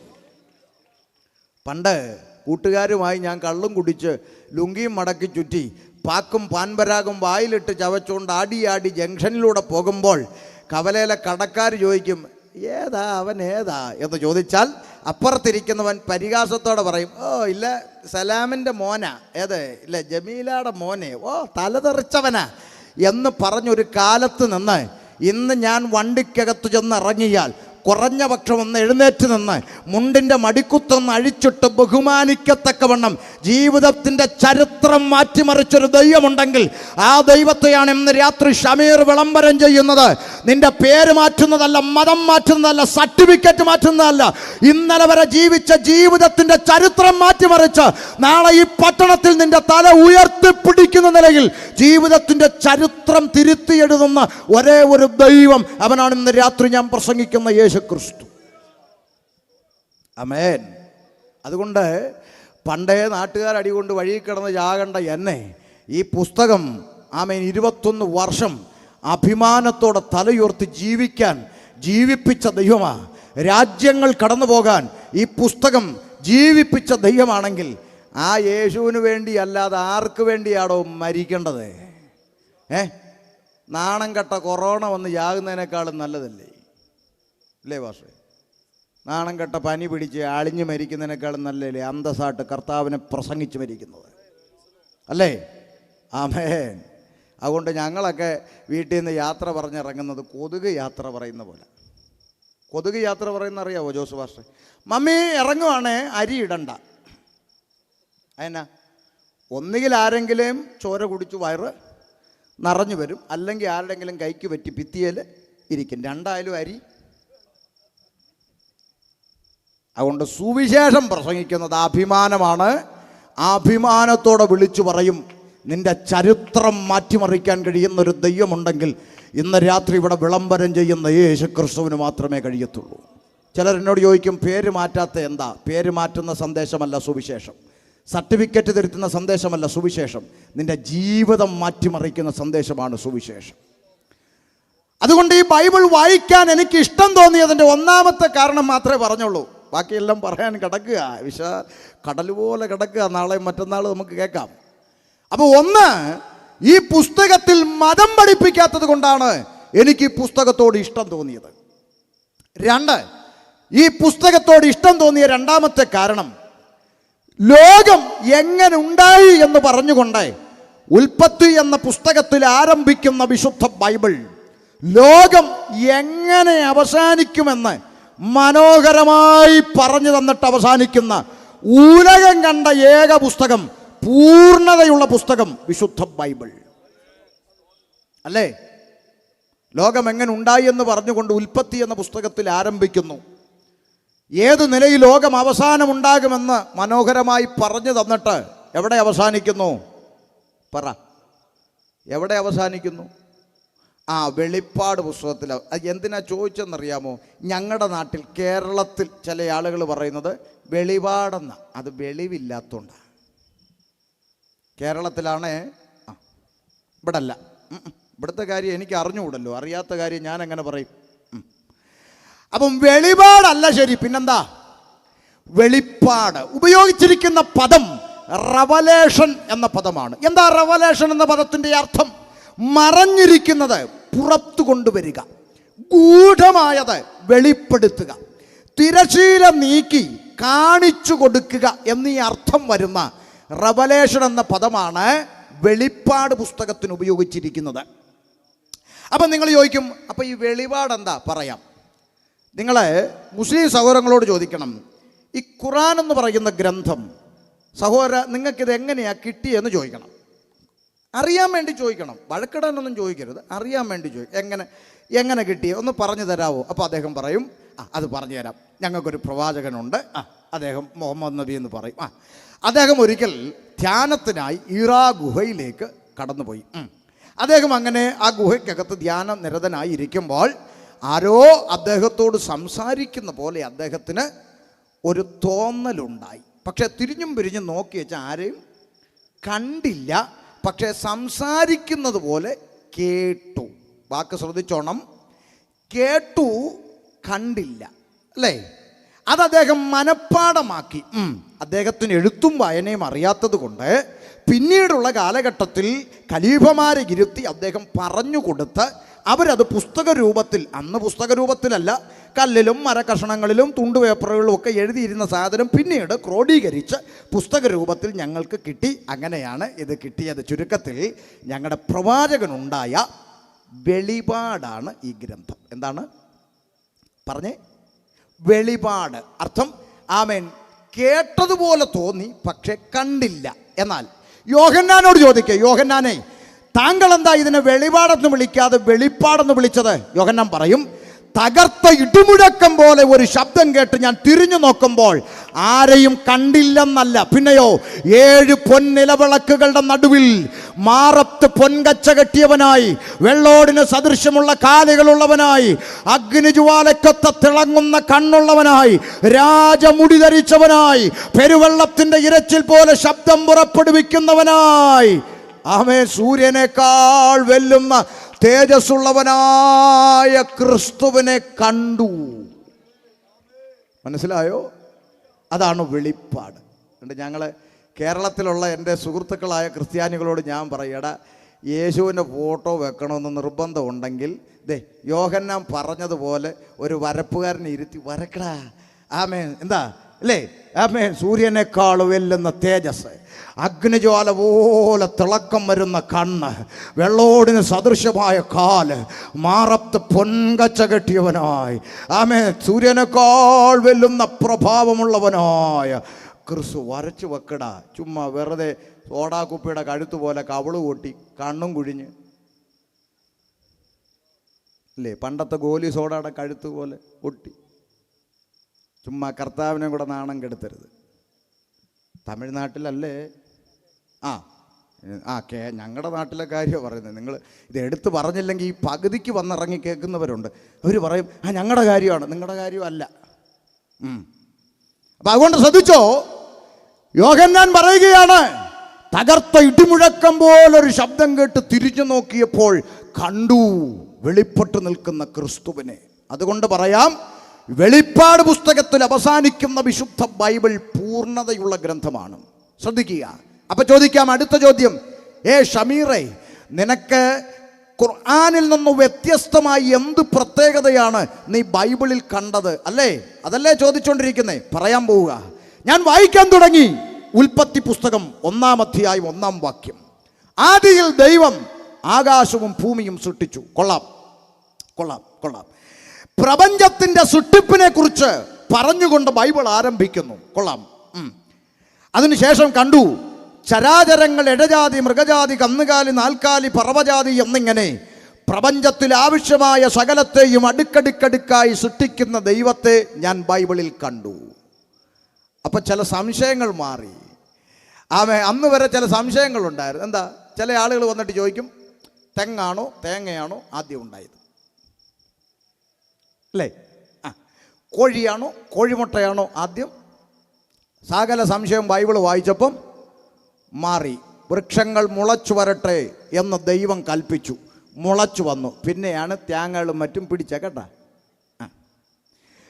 ആമേൻ. ജീവജാലങ്ങൾ ഉണ്ടാകട്ടെ എന്ന് ദൈവം കൽപ്പിച്ചു. ജീവജാലങ്ങൾ ഉണ്ടായി, കോഴി ഉൾപ്പെടെ. പിന്നെയാണ് മുട്ടയിട്ടത്.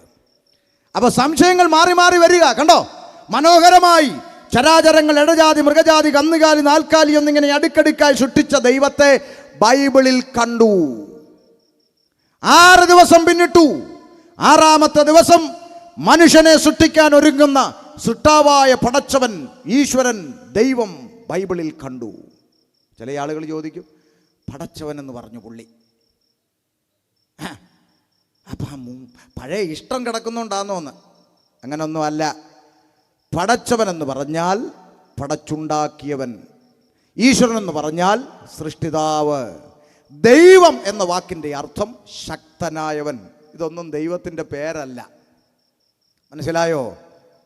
ഇപ്പം ഞാൻ നടന്നു പോകുമ്പോൾ നിങ്ങൾ എന്നോട് ചോദിക്കുകയാണ്, പിന്നെ പാസ്റ്റർ എവിടെ പോകുന്നു? അപ്പം ഞാൻ പറഞ്ഞു, അരുമനയിൽ ഒരു കൺവെൻഷൻ ഉണ്ട്, അതിന് പോവുകയാണെന്ന് പറഞ്ഞു. എൻ്റെ പേര് പാസ്റ്റർ എന്നാണോ? ആണോ? എൻ്റെ പേര് പാസ്റ്റർ എന്നാണോ? അല്ല, എൻ്റെ പേര് ഷമീർ എന്നാണ്. എന്നാൽ പാസ്റ്റർ എന്ന് ചോദിച്ചു. നിങ്ങൾ ചോദിച്ച സംശയത്തിന് ഞാൻ മറുപടി പറഞ്ഞില്ലേ? അപ്പം അതിൻ്റെ എന്താണ്? ഔദ്യോഗിക പദവിയാണ് പാസ്റ്റർ എന്നുള്ളത്. അപ്പോൾ തന്നെ ഷമീർ എന്ന് വിളിച്ചാലും കേൾക്കുന്നു, പാസ്റ്റർ എന്ന് വിളിച്ചാലും കേൾക്കുന്നു, അല്ലേ? അപ്പോൾ തന്നെ എനിക്കൊരു പേരുണ്ട് എന്നതുപോലെ ദൈവമേ എന്ന് ആര് വിളിച്ചാലും ദൈവം കേൾക്കുന്നു. പടച്ചവനേ എന്ന് വിളിച്ചാൽ ദൈവം കേൾക്കുന്നു. എൻ്റെ ഈശ്വര എന്ന് വിളിച്ചാൽ ദൈവം കേൾക്കുന്നു. സകലതും സൃഷ്ടിതാവിൻ്റെ നാമത്തെ കുറിക്കുന്നു. പക്ഷേ ആ ദൈവത്തിനൊരു പേരുണ്ട്. ആ പേര് വേദപുസ്തകം വ്യക്തമാക്കുന്നു, യാഹുവേ, യഹോവയായ ദൈവം. ഹല്ലേലൂയ. അപ്പം ഞാനിങ്ങനെ ബൈബിൾ വായിക്കുമ്പോൾ കണ്ടു ചരാചരങ്ങൾ ഇടജാതി, മൃഗജാതി, കന്നുകാലി എല്ലാം അടുക്കടുക്കായി സൃഷ്ടിച്ച അനന്തരം മനുഷ്യനെ സൃഷ്ടിക്കാൻ പോകുന്ന ദൈവത്തെ ഞാൻ കണ്ടു. എനിക്ക് സന്തോഷം തോന്നിയ ഒരു കാര്യം പറയാം. മനുഷ്യനെ സൃഷ്ടിക്കുന്ന രംഗം വന്നപ്പോൾ ഒരു മനുഷ്യൻ ഉണ്ടാകട്ടെ എന്നല്ല ദൈവം പറഞ്ഞത്. പിന്നെന്താ? നിലത്തെ മണ്ണുകൊണ്ട് ദൈവത്തിൻ്റെ കരാങ്കുലികളാൽ ഒരു മനുഷ്യരൂപത്തെ നിർമ്മിച്ചു എന്നാണ് വായിച്ചത്. നിർമ്മിച്ചപ്പോൾ അനക്കമില്ല. ആമേൻ. വാഴപ്പിണ്ടി പോലെ കിടക്കുന്ന ആ രൂപത്തിലേക്ക് ദൈവം തൻ്റെ ജീവശ്വാസം ഊതി മൂക്കിലേക്ക് മനുഷ്യൻ ജീവനുള്ളവനായി മാറി. ഉലക ചരിത്രത്തിൽ ആദ്യമായി ഒരു മനുഷ്യൻ നിർമ്മിക്കപ്പെട്ടു. ആമേൻ. ഷമീറിന് ബൈബിളിനോട് ഇഷ്ടം തോന്നിയ അടുത്ത രംഗം, ആമേൻ, ലോകത്തിൽ ആദ്യമായി പടച്ചവൻ സൃഷ്ടാവ് ഈശ്വരൻ ദൈവം ഒരു മനുഷ്യനെ സൃഷ്ടിച്ചു. ഇഷ്ടം തോന്നാനുള്ള കാരണം, ഈ മനുഷ്യൻ ഹിന്ദുവല്ല, ഈ മനുഷ്യൻ ക്രിസ്ത്യാനിയല്ല, ഈ മനുഷ്യൻ മുസൽമാനല്ല, ദൈവം മനുഷ്യനെയാണ് സൃഷ്ടിച്ചത്. അല്ലേ? ദൈവം ഭൂമിയിൽ മതം സൃഷ്ടിച്ചില്ല, ജാതി സൃഷ്ടിച്ചില്ല, മനുഷ്യനെ സൃഷ്ടിച്ചു. ആണും പെണ്ണുമായി സൃഷ്ടിച്ചു. സ്വർഗത്തിലെ സൃഷ്ടാവ് ഭൂമിയിലേക്ക് കുനിഞ്ഞു നോക്കിയാൽ, തമിഴ്നാട്ടിൽ നോക്കിയാലും കേരളത്തിൽ നോക്കിയാലും ആന്ധ്രയിൽ നോക്കിയാലും അമേരിക്ക നോക്കിയാലും സൃഷ്ടാവ് കാണുന്ന 2 ജാതിയേ ഉള്ളൂ. ഒന്നാണും ഒന്ന് പെണ്ണും. അതിൻ്റെ അപ്പുറത്തെ സകല നാശവും ഈ ഇരുകാലി മനുഷ്യനുണ്ടാക്കിയതാണോ? മനുഷ്യ പിടികിട്ടിയോ? ദൈവമൊന്നും സൃഷ്ടിച്ചില്ല ഇതിൻ്റെ പേരിൽ കിടന്ന് തമ്മിലടിക്കാനും അടിക്കാനും ചാകാനും വല്ല ബോധമുണ്ടോ? സൃഷ്ടാവ് സൃഷ്ടിച്ചത് ആണും പെണ്ണുമായി സൃഷ്ടിച്ചു. അതിൻ്റെ അപ്പുറത്തെ സകല നാശവും ഉണ്ടാക്കിയതാരാ? ഈ ഇരുകാലി മനുഷ്യനാണ്. എന്തുകൊണ്ട്? അതിൻ്റെ കാരണം പിന്നാലെ ഞാൻ പറഞ്ഞു വരിക, കേട്ടോ. അപ്പോൾ ദൈവം ആദ്യമായൊരു മനുഷ്യനെ സൃഷ്ടിച്ചു. പേര് പറ, ആദാം. മനുഷ്യൻ ഒറ്റയ്ക്ക് ജീവിക്കുന്നത് നല്ലതല്ല എന്ന് കണ്ടിട്ട് അവന് തക്കതായൊരു തുണയെ ഉണ്ടാക്കി കൊടുത്തുകൊണ്ട്, ആമേൻ, ആദ്യമായി ഉലകത്തിൽ കുടുംബം സ്ഥാപിച്ചു. ദൈവം സൃഷ്ടാവ് പടച്ചവൻ ഈശ്വരൻ ഭൂമിയിൽ കുടുംബജീവിതം സ്ഥാപിച്ചു. പറ, ചെറുക്കൻ്റെ പേര് ആദാം, പെണ്ണിൻ്റെ പേര് ഔവ. കല്യാണം നടന്ന ഓഡിറ്റോറിയം ഏദൻ, കല്യാണം നടത്തിയ ഉപദേശി യഹോവയായ ഇത്രയും പറഞ്ഞ സ്ഥിതിക്ക് നിങ്ങൾ ചിന്തിക്കും എന്നാൽ പിന്നെ കല്യാണം എങ്ങനെ നടന്നതെന്നും കൂടി ഇപ്പോൾ പറയാം. ആദാമെന്ന് പറയുന്ന ചെറുക്കൻ അങ്ങോട്ട് നോക്കിയപ്പോൾ അവിടെ ഒരു കാട്ടുമരത്തിൻ്റെ വള്ളി തൂങ്ങിക്കിടക്കുന്നു. ഇവൻ ഡിങ്കനെ പോലെ പറന്നുപോയി അത് വലിച്ചങ്ങ് പൊട്ടിച്ചു. പെണ്ണിൻ്റെ കഴുത്തേലോട്ടിട്ട് ഒറ്റ മുറുക്ക്. ഇത് കണ്ട് ദൈവം അപ്പുറത്തോട്ട് മാറിയെന്ന് കൂന്നഞ്ചാറ് കൂവലൊക്കെ അങ്ങനെ വല്ലതും കൂവിയോ? പറ. മിണ്ടുന്നില്ല. പറ. ബൈബിൾ അറിയാവുന്നവർ പറ. കൂവിയോ? അങ്ങനൊന്നും കൂവിയില്ല, അങ്ങനൊന്നും മുറുക്കിയില്ല. അത് ആ പെന്തിക്കോസുകാർ മുറുക്കാത്ത. ഇനി ആരും ചോദിച്ചേക്കരുത്. അങ്ങനൊന്നും മുറുക്കിയില്ലെന്ന്. അതുകൊണ്ടാ പെന്തക്കോസുകാർ മുറുക്കാത്ത. പിന്നെ ആരോ ഉപദേശി മുറുക്കൊക്കെ കണ്ടുപിടിച്ച്? അത് ഈ ഇരുകാലി മനുഷ്യൻ കണ്ടുപിടിച്ചതാ മുറുക്ക്. എന്തിനാ? അവന് തോന്നുമ്പോൾ ഇത് പൊട്ടിച്ചിട്ട് അടുത്ത് മുറുക്കാൻ വേണ്ടി. മനസ്സിലായോ? ഇവൻ ഓടി നടന്ന് മുറുക്കണം. കുറച്ച് കാലം കഴിയുമ്പോൾ ഇവളെ വേണ്ട, അടുത്തത് മുറുക്കണം. അതിന് ഇവൻ കണ്ടുപിടിച്ച പരിപാടിയാണ് മുറുക്ക്. എന്തുകൊണ്ടാ? പെണ്ണുങ്ങളോട് പറഞ്ഞ് ഫലിപ്പിച്ച് വെച്ചിരിക്കുകയാണ് ഇത് പൊട്ടിച്ച ബന്ധം പോകുമെന്ന്. മനസ്സിലായോ? അപ്പോൾ ഇവന് മടുത്ത് കഴിയുമ്പോൾ ഇവൻ അതങ്ങ് പൊട്ടിച്ചാൽ തീർന്നു. സിമ്പിളായിട്ട് അടുത്ത മുറുക്കാം. എന്നാൽ ദൈവം യോജിപ്പിച്ചത് അങ്ങനെയല്ല. ഒരു ഉടമ്പടി. എന്താണ്? ഇത് എൻ്റെ അസ്ഥിയിൽ നിന്ന് അസ്ഥി, എൻ്റെ മാംസത്തിൽ നിന്ന് മാംസം എന്ന് പറഞ്ഞാൽ അസ്ഥിക്ക് മാംസം കൂടാതെയോ മാംസത്തിന് അസ്ഥി കൂടാതെയോ ഭൂമിയിൽ ജീവിതമില്ല. ഉണ്ടോ? ഉണ്ടോ? ഇവിടെ പ്രസംഗിച്ചുകൊണ്ട് നിൽക്കുന്ന എൻ്റെ ശരീരത്തിൽ അസ്ഥിയുണ്ട്, മാംസം ഒട്ടുമില്ലാന്നിരിക്കട്ടെ. പിള്ളേരെന്നെ പൊക്കിയെടുത്ത് ലാബിൽ കൊണ്ട് തൂക്കിയിടും പഠിക്കാൻ. അങ്ങനല്ലേ? ഇനിയിപ്പം അസ്ഥി ഇല്ല, മാംസം മാത്രമേ ഉള്ളൂ എന്ന് വിചാരിക്കുക. ഞാൻ എഴുന്നേറ്റ് ഇങ്ങനെ നിന്ന് പ്രസംഗിക്കുമോ? കേട്ടോ, എല്ലാം മൈദാമാവ് കുഴച്ചിട്ടിരിക്കുന്ന പോലെ അവിടെ കിടക്കും അല്ലേ? അപ്പം അസ്ഥിയും മാംസവും ഉണ്ടെങ്കിൽ മാത്രമേ എനിക്കിങ്ങനെ നിവർന്നു നിന്ന് പ്രസംഗിക്കാൻ പറ്റൂ. പക്ഷേ ഒരു കാര്യം ചിന്തിച്ചോണം, തിരിച്ചറിഞ്ഞോണം, എൻ്റെ അസ്ഥിയും മാംസവും തമ്മിൽ വേർപെടുന്ന ഒരു ദിനമുണ്ട്. ഉണ്ടോ? ഉണ്ട്. എന്നാ അത് ഞാൻ പെട്ടിക്കകത്ത് കയറി കുഴിക്കകത്തോട്ട് പോകുമ്പോൾ അസ്ഥിയും മാംസവും എല്ലാം വേർപെട്ട് മണ്ണോട് ചേരും എന്ന് പറഞ്ഞാൽ മരണമെന്ന് പറയുന്നൊരു പ്രക്രിയ കൊണ്ടല്ലാതെ അസ്ഥിയും മാംസവും വേർപെടാത്തതുപോലെ മരണത്താലല്ലാതെ ദൈവം യോജിപ്പിച്ചതിനെ മനുഷ്യൻ വേർപിരിക്കാൻ കഴിയാത്ത പവിത്രമായ ബന്ധമാണ് സർവശക്തനായ ഈശ്വരൻ ഭൂമിയിൽ സ്ഥാപിച്ച വിവാഹം എന്ന് പറയുന്നത്. മരണത്താലല്ലാതെ മാറ്റാൻ കഴിയില്ല. അതുകൊണ്ട് എന്നെ കേൾക്കുന്ന ദേശവാസികളായ മാന്യ സഹോദരങ്ങളോട് ഞാൻ പറയാം, ആരെങ്കിലും പറയുന്നത് കേട്ടിട്ട് അവൻ തകർത്ത് കളയേണ്ടതല്ല കുടുംബജീവിതം. ആരെങ്കിലും പറയുന്നത് കേട്ടിട്ട് അടിച്ച് കളയടി അവനല്ലെങ്കിൽ വേറൊരുത്തൻ എന്നൊക്കെ പറയുന്നത് കേട്ട് ആരും അടിച്ചു കളയാൻ നിൽക്കരുത്. സ്വർഗത്തിലെ ദൈവം ഭൂമിയിൽ ഏറ്റവും ശ്രേഷ്ഠമായി കാണുന്ന ഒന്നാണ് കുടുംബജീവിതം. അത് വെറുതെ നശിപ്പിച്ചു കളയരുത്. കുടുംബജീവിതത്തിന് ദൈവം ഏറ്റവും പ്രാധാന്യം കൊടുക്കുന്നൊരു വസ്തുതയാണ്. മനസ്സിലായോ?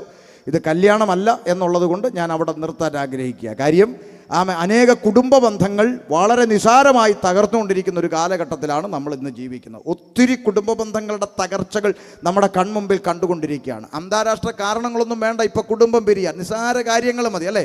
തലേന്ന് രാത്രി ഭാര്യയെ കെട്ടിപ്പിടിച്ച് അവളുടെ മുടിയോട് മൂക്കും ചേർത്ത് കിടന്നുറങ്ങിയ മനുഷ്യന് പിറ്റേന്ന് വിളമ്പിക്കൊടുത്ത ചോറിൻ്റെ അകത്ത് ഒരു മുടി കണ്ടപ്പോൾ സഹിക്കാൻ മേല. തലേന്ന് ഈ മുടി മൂക്കും വെച്ച് ഉറങ്ങിയത്, അപ്പോൾ കുഴപ്പമില്ല. ചോറിൻ്റെ അകത്ത് ഒരു മുടി കണ്ടപ്പോഴത്തേക്ക് അതിൻ്റെ പേരിൽ അടിയായി, വഴക്കായി, കുടുംബ കോടതിയിലായി. എടുത്ത് കളഞ്ഞാൽ തീരാവുന്ന പ്രശ്നമേ ഉള്ളല്ലേ? ഉണ്ടെന്നില്ല. അപ്പം നിസാര വിഷയങ്ങളാണ് അനേക കുടുംബ ബന്ധങ്ങളെ തകർത്തുകൊണ്ടിരിക്കുക. ഞാൻ ഒരു കാര്യം വിവാഹം കഴിച്ചവരോടും കഴിക്കാൻ പോകുന്നവരോടും പ്രതീക്ഷിച്ചിരിക്കുന്നവരോടും നിരാശപ്പെട്ടിരിക്കുന്നവരോടും കൂടെ ചേർത്ത് പറയാം. ആമേൻ. ഈ കുടുംബജീവിതം 90% കുടുംബജീവിതങ്ങൾ തകരാൻ ഒരൊറ്റ കാരണമാണ്. അത് പരിഹരിച്ചാൽ അനേക കുടുംബങ്ങൾ സമാധാനത്തോടെ പോകും. അത് മാത്രം ഒന്ന് പറഞ്ഞ് ആ ഭാഗം അങ്ങ് വിടാം. എന്താ ഒറ്റ കാരണം? പരിസരത്തൊക്കെ കുടുംബജീവിതം ഉള്ളവർ കേട്ടോ, അനേക കുടുംബ ബന്ധങ്ങൾ തകരാൻ ഒരൊറ്റ കാരണമാണ് ഞാൻ മനസ്സിലാക്കിയെടുത്തോളം. അതിന് ഒറ്റ കാര്യം എന്താണെന്ന് പറയാം. രഹസ്യം. ഒന്ന് പറഞ്ഞാൽ എന്താന്ന്? രഹസ്യമില്ലയോ കുടുംബം സ്വർഗമാണ്. നിങ്ങൾ ചിന്തിച്ചു നോക്കെ. ഭർത്താവിൻ്റെ മൊബൈല് ഗോദ്രജിൻ്റെ പൂട്ടിട്ട് പൂട്ടി വെച്ചിരിക്കുകയാണ്. ഇതിൻ്റെ ലോക്ക് എന്താണെന്ന് തൊട്ടടുത്ത് കിടക്കുന്ന ഭാര്യയ്ക്ക് അറിയില്ല. രഹസ്യം അല്ലേ? അതേസമയം ഭാര്യയുടെ മൊബൈലൊന്ന് പൂട്ടി നോക്കിയേ, അന്ന് ഇല്ലാത്ത അടി മുഴുവൻ അവിടെ. ചില ആളുകൾ കണ്ടിട്ടില്ലേ, ഫോൺ ബെല്ലടിക്കും, ഹലോ എന്ന് പറയും, പിന്നെ ചേട്ടനെ കാണുന്നില്ല. ചേച്ചി നോക്കിയപ്പോൾ അപ്പുറത്തെ മതലിൻ്റെ അവിടെ പമ്മി നിപ്പുണ്ട്. ഹലോ, ആരാ ചേട്ടാ? ഓ, അത് ഐഡിയക്കാരായിരുന്നേ. അത് പുള്ളിയുടെ ഒരു ഐഡിയയാണ്. മനസ്സിലായോ? ഇങ്ങനെ രഹസ്യങ്ങളാണ്. അതേസമയം നിങ്ങളൊന്ന് ചിന്തിച്ച് നോക്കിയേ, ഭർത്താവിന് വരുന്ന ഫോൺ കോൾ ഭാര്യ എടുക്കാനും ഭാര്യ വരുന്ന ഫോൺ കോൾ ഭർത്താവിന് എടുക്കാനും. ദേ അവിടെ കിടക്കുന്നു, ബെല്ലടിക്കുന്നു, ആരാന്ന് നോക്കടി, അങ്ങനെ ആരാ ഇന്നാളാ ദേ കിടക്കുന്നു. അങ്ങനെ ഒരു ബന്ധം നിങ്ങൾ ഉണ്ടാക്കി നോക്കിയേ, ഒരു പ്രശ്നവുമില്ല. കുടുംബത്തിൻ്റെ അകത്ത് സമാധാനമുണ്ട്, സന്തോഷമുണ്ട്.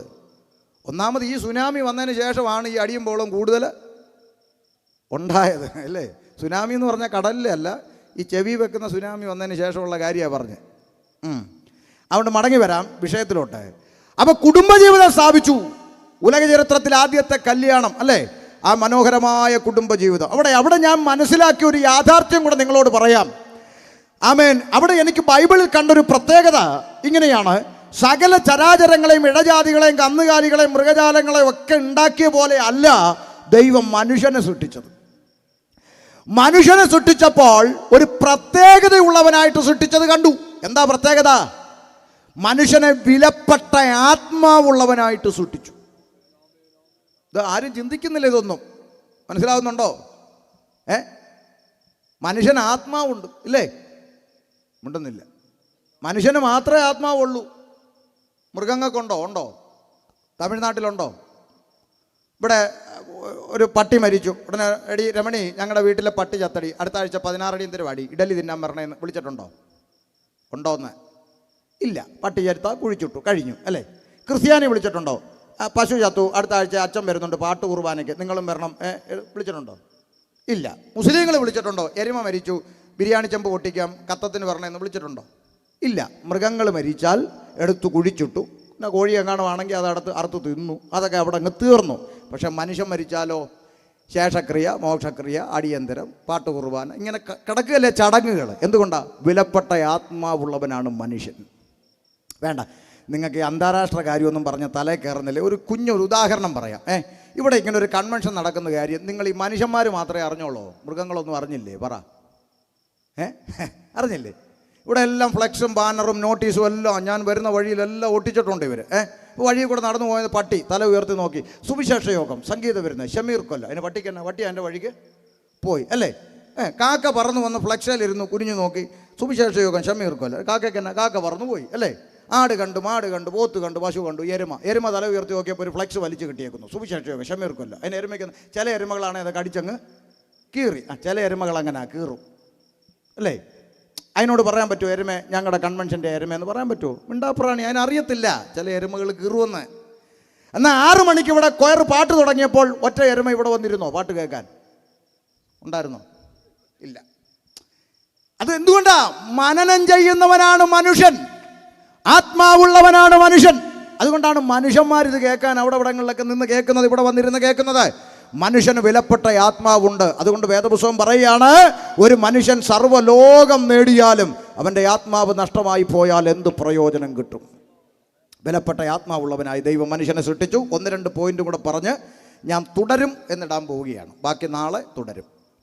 എന്നുവെച്ചാൽ അങ്ങനെ ഇട്ടാൽ സഹോദരിമാർ നാളെ കൂടുതൽ വരും അല്ലേ? കാരണം സീരിയലുകാരങ്ങനെ തുടരും, പിന്നെ അത് കാണാതെ ഉറക്കും. അപ്പോൾ നമുക്ക് തുടരുമെന്നിടാം. ശ്രദ്ധിച്ചേ. അങ്ങനെ ഞാൻ സന്തോഷത്തോടെ ബൈബിൾ വായിച്ചു വരികയാണ്. എന്നെ ചിന്തിപ്പിച്ച ചിന്തകളാണ് നിങ്ങളോട് പറഞ്ഞുകൊണ്ടിരിക്കുന്നത്.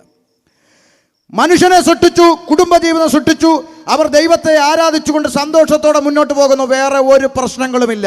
പിന്നെ എവിടെയാണ് പ്രശ്നത്തിൻ്റെ തുടക്കം? കാതലായ വിഷയത്തിലേക്ക് പ്രവേശിച്ച് അവിടെ നിർത്തും. ബാക്കി നാളെ തുടരും. കാതലായ വിഷയം. സൃഷ്ടാവായ ദൈവം, സൃഷ്ടിയായ മനുഷ്യൻ, ആദം ഹവ്വ 2 മനുഷ്യൻ, ആകെക്കൂടെ ഒരു ദൈവം, യഹോവയായ ദൈവം, ആകെക്കൂടെ 2 മനുഷ്യൻ, ആദം ഹവ്വ. വേറെ ഒരു പ്രശ്നവുമില്ല. മനുഷ്യർ തമ്മിൽ അടിയില്ല, കാരണം വേറെ മനുഷ്യരില്ല. ദൈവങ്ങൾ തമ്മിലും അടിയില്ല, കാരണം വേറെ ഇല്ല. ഒരു പ്രശ്നവും ഇല്ല. സന്തോഷത്തോടെ മുന്നോട്ട് പോയി. പിന്നെ എവിടെയാണ് പ്രശ്നത്തിൻ്റെ തുടക്കം? സൃഷ്ടാവായ ദൈവത്തിങ്കൽ നിന്നും സൃഷ്ടിയായ മനുഷ്യനെ അകറ്റിക്കളയുവാൻ ഇടയ്ക്ക് രംഗപ്രവേശനം ചെയ്ത ഒരു കഥാപാത്രമുണ്ട്. ആമേൻ. പിശാച്, ഇബ്ലീസ്, ശൈത്താൻ, സാത്താൻ എന്നിങ്ങനെ വിവിധ നാമകരണങ്ങളിൽ മനുഷ്യൻ സംബോധന ചെയ്യുന്ന സാത്താൻ, പിശാച് എന്ന യാഥാർത്ഥ്യം. ഒരു കാര്യം നിങ്ങൾ മനസ്സിലാക്കണം. 2023 കമ്പ്യൂട്ടർ യുഗത്തിലെ പിള്ളേരായി എൻ്റെ പ്രസംഗം കേൾക്കുന്നത്. അവരുടെ മുമ്പിൽ പിശാച് ഉണ്ടെന്നൊക്കെ പറഞ്ഞു കഴിഞ്ഞാൽ പിള്ളേർ ഇതൊക്കെ കേട്ട് ചിരിക്കുന്ന ഒരു കാലത്താണ് നമ്മൾ നിൽക്കുന്നത്. പക്ഷെ ഒരു കാര്യം തിരിച്ചറിഞ്ഞോണം, പിശാച് എന്ന് പറയുന്നവൻ ഒരു റിയാലിറ്റിയാണ്. റിയാലിറ്റി. എന്തുകൊണ്ട് റിയാലിറ്റി? പറയാം. പിശാച് എന്ന് പറഞ്ഞാൽ ചില തെറ്റിദ്ധാരണകളോടുണ്ട്, അതുകൂടെ ഞാൻ പറയാം. പിശാച് എന്ന് പറഞ്ഞാൽ ചില ആളുകൾ വിചാരിക്കുന്നത് പണ്ടില്ലേ ഒനിഡ ടിവിയുടെ പരസ്യത്തിൽ വരുന്ന മൊട്ടത്തലേനെ പോലെ കണ്ണും തള്ളി പല്ലും വെച്ച് കൊമ്പും വെച്ച് വരുമെന്നാണ് പലരുടെയും ചിന്ത. ഒരു കാര്യം മനസ്സിലാക്കിക്കോണം, ബൈബിൾ പിശാചിനെ കുറിച്ച് പറയുന്നത്, പിശാച് ഒരു മാനുഷിക ശരീരം ഉള്ളവൻ അല്ല. He is not a human body. മാനുഷിക ശരീരമുള്ളവൻ അല്ലവൻ. പിന്നെ എന്താ? ഒരാത്മാവ്, ദുരാത്മാവ്, അശുദ്ധ പരിശുദ്ധാത്മാവ് എന്നിങ്ങനെയാണ് എഴുതിയിരിക്കുന്നത്. അവനൊരു ആത്മാവാണ്, സ്പിരിറ്റ്. ഏത് സ്പിരിറ്റ്? ഈവിൾ സ്പിരിറ്റ്, ഇരുട്ടിൻ്റെ ആത്മാവാണ് പിശാച്. ചില ആളുകൾ പറയും അങ്ങനെ ഒരു ആത്മാവുണ്ട്. ഉണ്ട്. 10 മാസം വയറ്റിൽ ചുമന്ന പെറ്റതള്ളയുടെ കഴുത്തറുക്കാൻ ഒരു മകനെ പ്രേരിപ്പിക്കുന്നത് ഈശ്വരൻ്റെ ആത്മാവാണോ? പറ. കൂടപ്പറപ്പിനെ പോലെ തോളി കൈയിട്ടുകൊണ്ട് നടന്ന കൂട്ടുകാരൻ്റെ കഴുത്ത് വെട്ടിക്കളയാൻ കൂട്ടുകാരന് പ്രേരണ കൊടുക്കുന്നത് ഈശ്വരൻ്റെ ആത്മാവാണോ? പറ. 10 മാസം വയറ്റിൽ ഒന്നിച്ച് കിടന്ന കൂടപ്പറപ്പിനെ പീഡിപ്പിക്കാൻ കൂടപ്പറപ്പിന് പ്രേരണ കൊടുക്കുന്നത് ഈശ്വരൻ്റെ ആത്മാവാണോ? പറ. കാമുകനോടൊപ്പം ജീവിക്കുവാൻ സ്വന്തം ഭർത്താവിനെ വെട്ടിനുറുക്കി പീസാക്കി ബാഗിലാക്കുന്ന സഹോദരിയെ പ്രേരിപ്പിക്കുന്നത് പടച്ചവൻ്റെ, സൃഷ്ടാവിൻ്റെ, ഈശ്വരൻ്റെ ആത്മാവാണോ? പറ. അല്ല. അങ്ങനെങ്കിൽ സകല തിന്മകളിലേക്കും മനുഷ്യനെ വലിച്ചുകൊണ്ട് പോകുന്ന പിശാചെന്ന് പറയുന്നവൻ ഒരു യാഥാർത്ഥ്യമാണെന്ന് തിരിച്ചറിഞ്ഞോണം. ഇനി ചില ആളുകൾ വിചാരിച്ചിരിക്കുന്നത് പിശാചെന്ന് പറഞ്ഞാൽ ആരാ അറിയത്തില്ലേ? ആരാ? വെള്ള സാരിയും വെള്ള ബ്ലൗസും കൊടുത്ത് ചട്ടി പുകയും പുകച്ച് പാട്ടും പാടി ഇങ്ങനെ വരത്തില്ലേ? എന്ന് പറയല്ലേ? മരിച്ചവരുടെ ആത്മാവ് വെള്ള സാരിയും ബ്ലൗസും കൊടുത്ത് വരുമെന്നാണ് ചില മണ്ടന്മാർ വിശ്വസിച്ചുകൊണ്ടിരിക്കുന്നത്. മണ്ടന്മാരെ, ആമേ, ചുവന്ന ചുരിദാറിട്ടുകൊണ്ട് തൂങ്ങിച്ചത്ത പെണ്ണ് ചത്ത് കഴിഞ്ഞപ്പം ദൈവം തുണിക്കച്ചവടം നടത്തുമല്ല, വരുന്നവർക്കെല്ലാം വെള്ളം കൊടുത്തു വിടാൻ. മണ്ടന്മാരെ, ഇതൊക്കെ സീരിയലുകാർ കാശുണ്ടാക്കാൻ ഉണ്ടാക്കി വെച്ച പരിപാടിയാണെന്ന് തിരിച്ചറിഞ്ഞോണം. മരിച്ച ആരുടെ ആത്മാക്കൾ യൂണിഫോം ഇട്ടുകൊണ്ടൊന്നും വരത്തില്ല. വേണ്ട, കിണറിൻ്റെ അപ്പുറത്ത് കണ്ടു, വാഴയുടെ ഇപ്പുറത്ത് കണ്ടു, പിന്നെ അവർക്കതല്ലേ ജോലി. അതുകൊണ്ട് മരിച്ച ആരുടെ ആത്മാക്കൾ യൂണിഫോം ഇട്ടുകൊണ്ട് വരുമെന്നൊന്നും നിങ്ങൾ ചിന്തിക്കരുത്. ഇതൊക്കെ സീരിയലുകാർ കാശുണ്ടാക്കാൻ ഉണ്ടാക്കി വെച്ച പരിപാടിയാണ്. എന്തെല്ലാം മണ്ടത്തരം അവർ പഠിപ്പിച്ചിട്ടുണ്ടെന്നറിയാവോ? ഞാൻ ഒരു ചെറിയ മണ്ടത്തരം ഞങ്ങളോട് പറയാം. ഞങ്ങളുടെ നാട്ടിൽ കേരളത്തിൽ ചില ആൾക്കാരുടെ ചിന്ത ഈ കുരിശ് കണ്ടാൽ പിശാച് അടുക്കത്തില്ലെന്നാണ്. കേരളത്തിൽ, ഒന്നുകൂടെ പറയാം, കേരളത്തിൽ അങ്ങനെ അവർ വിശ്വസിക്കാൻ കാരണം എന്താ? അവർ സീരിയൽ കാണുക, പിശാച് ഇങ്ങനെ പ്രേതം വരുന്നു, അച്ഛൻ കുരിശെടുത്ത് കാണിക്കുന്നു, പിശാച് കരഞ്ഞുകൊണ്ട് ഓടുന്നു. ഇതാണ് ഇവർ കണ്ടത്. അപ്പോൾ ഇവരുടെ മനസ്സിലെ ചിന്ത കുരിശ് കണ്ടാൽ പിശാച് അടുക്കത്തില്ലെന്നാണ്. അങ്ങനെയാണ് ഞാൻ നിങ്ങളോടൊരു ചോദ്യം ചോദിക്കുകയാണ്. കേരളത്തിൽ ഏറ്റവും കൂടുതൽ കുരിശിരിക്കുന്ന ഒരു സ്ഥലമുണ്ട്. എവിടാ? പറ. സെമിത്തേരി. മാർബിളിൻ്റെ കുരിശ്, ഗ്രാനൈറ്റിൻ്റെ കുരിശ്, സിമെൻറ്റിൻ്റെ കുരിശ്, തടിയുടെ കുരിശ് എന്ന് വേണ്ട സകല കുരിശും അവിടെ ഇരിപ്പുണ്ട്. അങ്ങനെയാണെങ്കിൽ പിശാചിൻ്റെ പൊടി പോലും ഇല്ലാത്തൊരു സ്ഥലമായിരിക്കണം സെമിത്തേരി. മാത്രമല്ല ദൈവസാന്നിധ്യം ഇത്രയും നിറഞ്ഞു നിൽക്കുന്ന ഒരു സ്ഥലവും വേറെ ഇല്ല. അങ്ങനെയാണെങ്കിൽ അവിടെ ഇരുന്നല്ലേ കുർബാന കഴിക്കേണ്ടത്. 10 മണി കഴിഞ്ഞാൽ രക്തം ചെയ്യാൻ പറഞ്ഞുകൊണ്ട് പോലും അതുവഴി പോവുകയല്ല. അതല്ലേ സത്യം? എന്നാ മിണ്ടാത്തെ? കേരളത്തിലൊന്ന് തമിഴ്നാട്ടിലുള്ളവർക്കൊക്കെ ബോധമുണ്ട്, അവർക്കറിയാം യാഥാർത്ഥ്യം. ഞങ്ങളുടെ നാട്ടിലെ മണ്ടന്മാരെ കുറിച്ചാണ് പറഞ്ഞത്. ഞങ്ങളുടെ നാട്ടിലെ മണ്ടന്മാരെ കുറിച്ച് എനിക്ക് പറയരുതോ? കുറെ മണ്ടത്തരങ്ങൾ മനുഷ്യൻ്റെ അകത്ത് കയറിയിട്ടുണ്ട്. പക്ഷെ വേദപുസ്തകം പഠിപ്പിക്കുന്നത് മണ്ടത്തരമല്ല. പിശാച് ഒരു മാനുഷിക ശരീരമുള്ളവനല്ല, അവനൊരു ആത്മാവാണ്, ഇരുട്ടിൻ്റെ ആത്മാവ്. പക്ഷെ അവൻ എന്നും പ്രവർത്തിക്കാൻ ഒരു ശരീരം വേണം. അത് മൃഗമായാലും പിണക്കമില്ല, മനുഷ്യനായാലും പിണക്കമില്ല. തെളിവ്, ഗദരദേശത്തൊരു മനുഷ്യൻ്റെ മേൽ ഭൂതാത്മാക്കൾ കയറി. യേശു പറഞ്ഞു പുറപ്പെട്ടു പോടാന്ന് പറഞ്ഞപ്പോൾ പന്നിക്കൂട്ടത്തിൽ കയറി. അപ്പം മനുഷ്യനായാലും മൃഗമായാലും പിണക്കമില്ലാത്ത ആത്മാവ്, ഇരുട്ടിൻ്റെ ആത്മാവ് പിശാച്. ഈ ഇരുട്ടിൻ്റെ ആത്മാവ് ദൈവം സൃഷ്ടിച്ച ഓരോ കാട്ടുജന്തുക്കളെയും മാറിയും തിരിഞ്ഞും നോക്കിയപ്പോൾ അവൻ ഇഷ്ടപ്പെട്ടത് പാമ്പിനെയാണ്. ഈ പാമ്പിൻ്റെ ശരീരത്തിലേക്ക് പ്രവേശിച്ചിട്ട് ദൈവത്തെ ആരാധിച്ചുകൊണ്ട് തോട്ടത്തിലിരിക്കുന്ന മനുഷ്യൻ്റെ അടുക്കലേക്ക് അവൻ ഇടിച്ചു കയറി. തോട്ടത്തിൽ ദൈവത്തെ ആരാധിക്കുന്ന മനുഷ്യരുടെ അടുക്കൽ വന്നു. മനുഷ്യരെ ദൈവത്തിങ്കിൽ നിന്ന് അകറ്റിക്കളയുവാൻ ഈ ഇരുട്ടിൻ്റെ ആത്മാവ് രംഗപ്രവേശനം ചെയ്തു. ചോദിച്ചു, ദൈവം എങ്ങനുണ്ട്? എൻ്റെ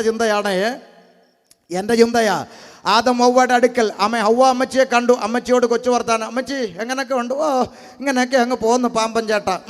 നിങ്ങളുടെ ദൈവം എങ്ങനെയുണ്ട്? അയ്യോ, നല്ലവൻ, വല്ലവൻ, പരിശുദ്ധൻ, പരിശുദ്ധൻ, പരിശുദ്ധൻ. ദൈവം എത്ര നല്ലവൻ. വെയിലാറുമ്പോൾ ഞങ്ങളുടെ അടുക്കൽ ഇറങ്ങി വരുന്ന ദൈവം, ഞങ്ങളുടെ കാര്യങ്ങളെല്ലാം നടത്തിത്തരുന്ന ദൈവം, എത്ര നല്ലവനായ ദൈവം.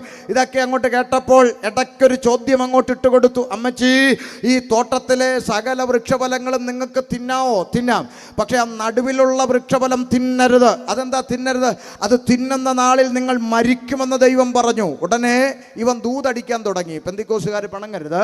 ഇവൻ ഉടനെ ദൂതടിക്കാൻ തുടങ്ങി. എന്താ ദൂതടിച്ചത്? ഓ അമ്മച്ചി, നിങ്ങൾ മരിക്കില്ല നിശ്ചയം, അല്ലേ? എന്നിട്ട് പറയാ, നിങ്ങളുടെ കണ്ണ് തുറക്കും, നിങ്ങൾ ദൈവത്തെ പോലെ. ഓ, ഇതിൻ്റെ വേറൊരു വെർഷനാണ് ഇപ്പോഴത്തെ ന്യൂജൻ പ്രവാചകന്മാർ. കണ്ടിട്ടില്ലേ? ഓഹോ, നിങ്ങളുടെ കണ്ണ് ഇതേപോലുള്ള പാമ്പും കുഞ്ഞുങ്ങൾ ഇപ്പോഴും ഉണ്ട്. ആ പഴയ പാമ്പിൻ്റെ പുതിയ കുഞ്ഞുങ്ങൾ. മനസ്സിലാകുന്നുണ്ടോ? എന്നാ നിങ്ങളാരും മിണ്ടാത്ത? ചുമ്മാ പറ്റിക്കുവാന്നേ. ചുമ്മാ എഴുതി പെണ്ണുങ്ങളുടെ ഡയറിയുടെ വണ്ണം കൂടിയിട്ടും ഇതുവരെ ഒരു കഥയും. അവസാനം ഇവർ തന്നെ മടുത്തു, ഇനി ഒന്നും കേൾക്കണ്ടെന്ന് വിചാരിച്ചിരിക്കുക ഇവർ. അതുകൊണ്ട് ആദ്യം ബൈബിള് പഠിക്കുക. നിങ്ങൾ ഈ പറയുന്ന പോലെ ചില പ്രത്യേക മണ്ഡലങ്ങൾ ഞാൻ കാണുന്നു, പിടിച്ചോ, ഇങ്ങനെ കുറേ പിടിച്ചവന്മാർ കിടന്ന് പറയുന്നതൊന്നുമല്ല വേദപുസ്തകത്തിലെ പ്രവചനമെന്ന് പറയുന്നത്. പ്രത്യേകിച്ച് പുതിയ നിയമസഭയുടെ പ്രവചനമെന്ന് പറഞ്ഞാൽ നിന്നെ ദൈവത്തിങ്കലേക്ക് അടുപ്പിക്കുന്നതാണ് പ്രവചനം. നിന്നെ ലോകത്തിലോട്ട് അടുപ്പിക്കുന്നതൊന്നും വേദപുസ്തകത്തിലെ പ്രവചനവുമല്ല, പ്രവാചകന്മാരുമല്ല. പിന്നെ വിളിച്ച സഭയെയും പാസ്റ്ററേയും ഒന്ന് പൊക്കി അടിക്കാൻ വേണ്ടി ഇങ്ങനെ സുഖിപ്പിച്ച് 2 അടി അടിക്കും. പിന്നെ ഒട്ടുമിക്ക എണ്ണത്തിനും വചനം അറിയത്തില്ല. അതുകൊണ്ട് എന്തെങ്കിലും ഒരു വാക്യം വായിക്കും, പിന്നെ ക്ലോക്കിലോട്ട് നോക്കുമ്പോൾ നെഞ്ചിടിക്കും, ഇനി ഈ സമയം എങ്ങനെ കളയുമെന്ന്. അതുകൊണ്ട് നേരെ ജനത്തിൻ്റെ ഇടയിലോട്ട് ഇറങ്ങി 2 ചാട്ടം ചാടി 4 എണ്ണത്തെ തള്ളിയിട്ട് നടുവ് ഒടിച്ച് പിന്നെ കെട്ടിയോൻ കിടന്ന് അനുഭവിച്ചോണം. പിന്നെ പറഞ്ഞിട്ട് കാര്യമില്ല, വീട്ടിൽ നിന്നേ വീഴാൻ വേണ്ടി ഒരുങ്ങി വരുന്ന പെണ്ണുങ്ങളുമുണ്ട്. എന്നാ മിണ്ടാത്തെ? വീട്ടിൽ നിന്ന് വീഴാൻ വേണ്ടിയാണ് കച്ച കെട്ടി വരുന്നത്. അടുത്തോട്ട് ചെല്ലേ വേണ്ടത്, അടക്കുന്നു പൊത്തോന്നും പറഞ്ഞു. പ്രായം കൊണ്ടും അനുഭവം കൊണ്ടും സീനിയറായിട്ടുള്ള ദൈവദാസന്മാർ അവിടെ ഇരിക്കുന്നത്. ഞാൻ ചോദിക്കട്ടെ, വേദപുസ്തകത്തിൽ പരിശുദ്ധാത്മാവിനെ പ്രാപിച്ച ഒരു വ്യക്തിയെങ്കിലും ലെവല് വിട്ട് വീണതായിട്ടുണ്ടെങ്കിൽ ഒരാളെ പറ. ദുരാത്മാവ് ബാധിച്ചിട്ട് വീണതുണ്ട്, ഉരുണ്ടതുണ്ട്, നിലവിളിച്ചുകൊണ്ട് ഇഴച്ചു പോയതുണ്ട്, ഒത്തിരി കഥകളുണ്ട്. പരിശുദ്ധാത്മ പൂർണ്ണനായ യോഹന്നാനെ കുറിച്ച് പോലും എഴുതിയിരിക്കുന്നത് വെളിവ് കെട്ട് പത്മോസിൽ കടന്ന് ഓടിയെന്നല്ല, മരിച്ചവനെ പോലെ വിറച്ചും കൊണ്ട് അവൻ്റെ കാൽക്കൽ വീണെന്നാണ് എഴുതിയിരിക്കുന്നത്. മനസ്സിലായോ? ഇത് ആത്മാവാന്നും പറഞ്ഞു വന്ന് വെള്ളിയിടും, അടക്കുന്നു കിടക്കണം, നടുപിടിച്ച് വീഴുന്നു. ചിലതിനൊക്കെ ആത്മാവ് കയറിയിട്ട് ഡെസ്കിൻ്റെ മേളെ കയറുന്നു, കസേര എടുത്ത് അടിക്കുന്നു, ജനലെ പിടിച്ച് കയറുന്നു, പ്രാന്തന്മാർ. അതുകൊണ്ട് വേദപുസ്തകം അറിയുന്നവർ ഓർത്തോണം, ഇതൊന്നുമല്ല പ്രവചനം. ബാക്കി ഞാൻ ഉപവാസ പ്രാർത്ഥനയ്ക്ക് അകത്ത് പറയാം. ശ്രദ്ധിച്ചോ? അപ്പോൾ ഇവൻ വന്ന് ഇങ്ങോട്ട് ദൂതടിക്കുക, അമ്മച്ചി നിങ്ങളുടെ കണ്ണു തുറക്കും, നിങ്ങൾ ദൈവത്തെ പോലാകുമെന്നൊക്കെ പറഞ്ഞു. അപ്പോൾ അമ്മച്ചി വിചാരിച്ചു ഞാനും ഒരു കുട്ടി ദൈവം ആവുമല്ലോ, ഇല്ല കരുനാപ്പള്ളിയിൽ അമ്മച്ചിയിലെ പോലെ ഒരു കുട്ടി ദൈവം ആകുമെന്നൊക്കെ വിചാരിച്ച് എന്ത് ചെയ്തു? ഈ വൃക്ഷഫലം അങ്ങ് കഴിച്ചു. ഞാൻ അവിടെ പോയിന്റ് ഇന്ന് നിർത്തുകയാണ്. മനുഷ്യൻ്റെ അകത്ത് പാപം പ്രവേശിച്ചു. അരുമനയിലെ ദേശവാസികൾ ശ്രദ്ധിച്ചോണം.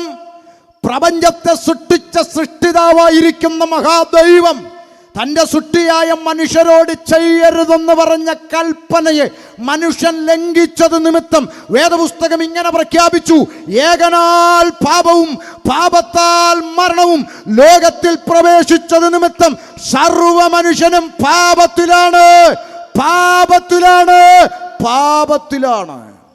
അരുമനയിൽ നിന്നുകൊണ്ട് 2023 ഒരു പ്രസംഗകൻ വിളിച്ചു പറയുന്നു മനുഷ്യൻ പാപിയാണെന്ന്. കമ്പ്യൂട്ടർ യുഗത്തിൽ ചിരിക്കണ്ട അങ്ങനെ അധികം ചിരിക്കണ്ട, മനുഷ്യൻ പാപി അല്ലെന്ന് പറയുന്നവരാരെങ്കിലും അരമനയിൽ ഇന്ന് രാത്രി എന്നെ കേൾക്കുന്നെങ്കിൽ ഇന്ന് രാത്രി കടയടച്ചു പോകുമ്പോൾ കടയ്ക്ക് പൂട്ടിടാതിരുന്നാൽ മതി. നാളെ രാവിലെ അറിയാം ഇവിടെ പാപി ഉണ്ടോ ഇല്ലയോ, അല്ലേ? കടയ്ക്ക് പൂട്ടിട്ടാൽ പൂട്ട് പിടിച്ച് ഒന്ന് കുലുക്കി, പിന്നൊന്നുകൂടെ കുലുക്കി വെച്ചാൽ വീട്ടിൽ പോകുന്നു. എന്നിട്ട് ഉറക്കമില്ലാതെ വന്നപ്പോഴല്ലേ CCTV വെച്ചത്.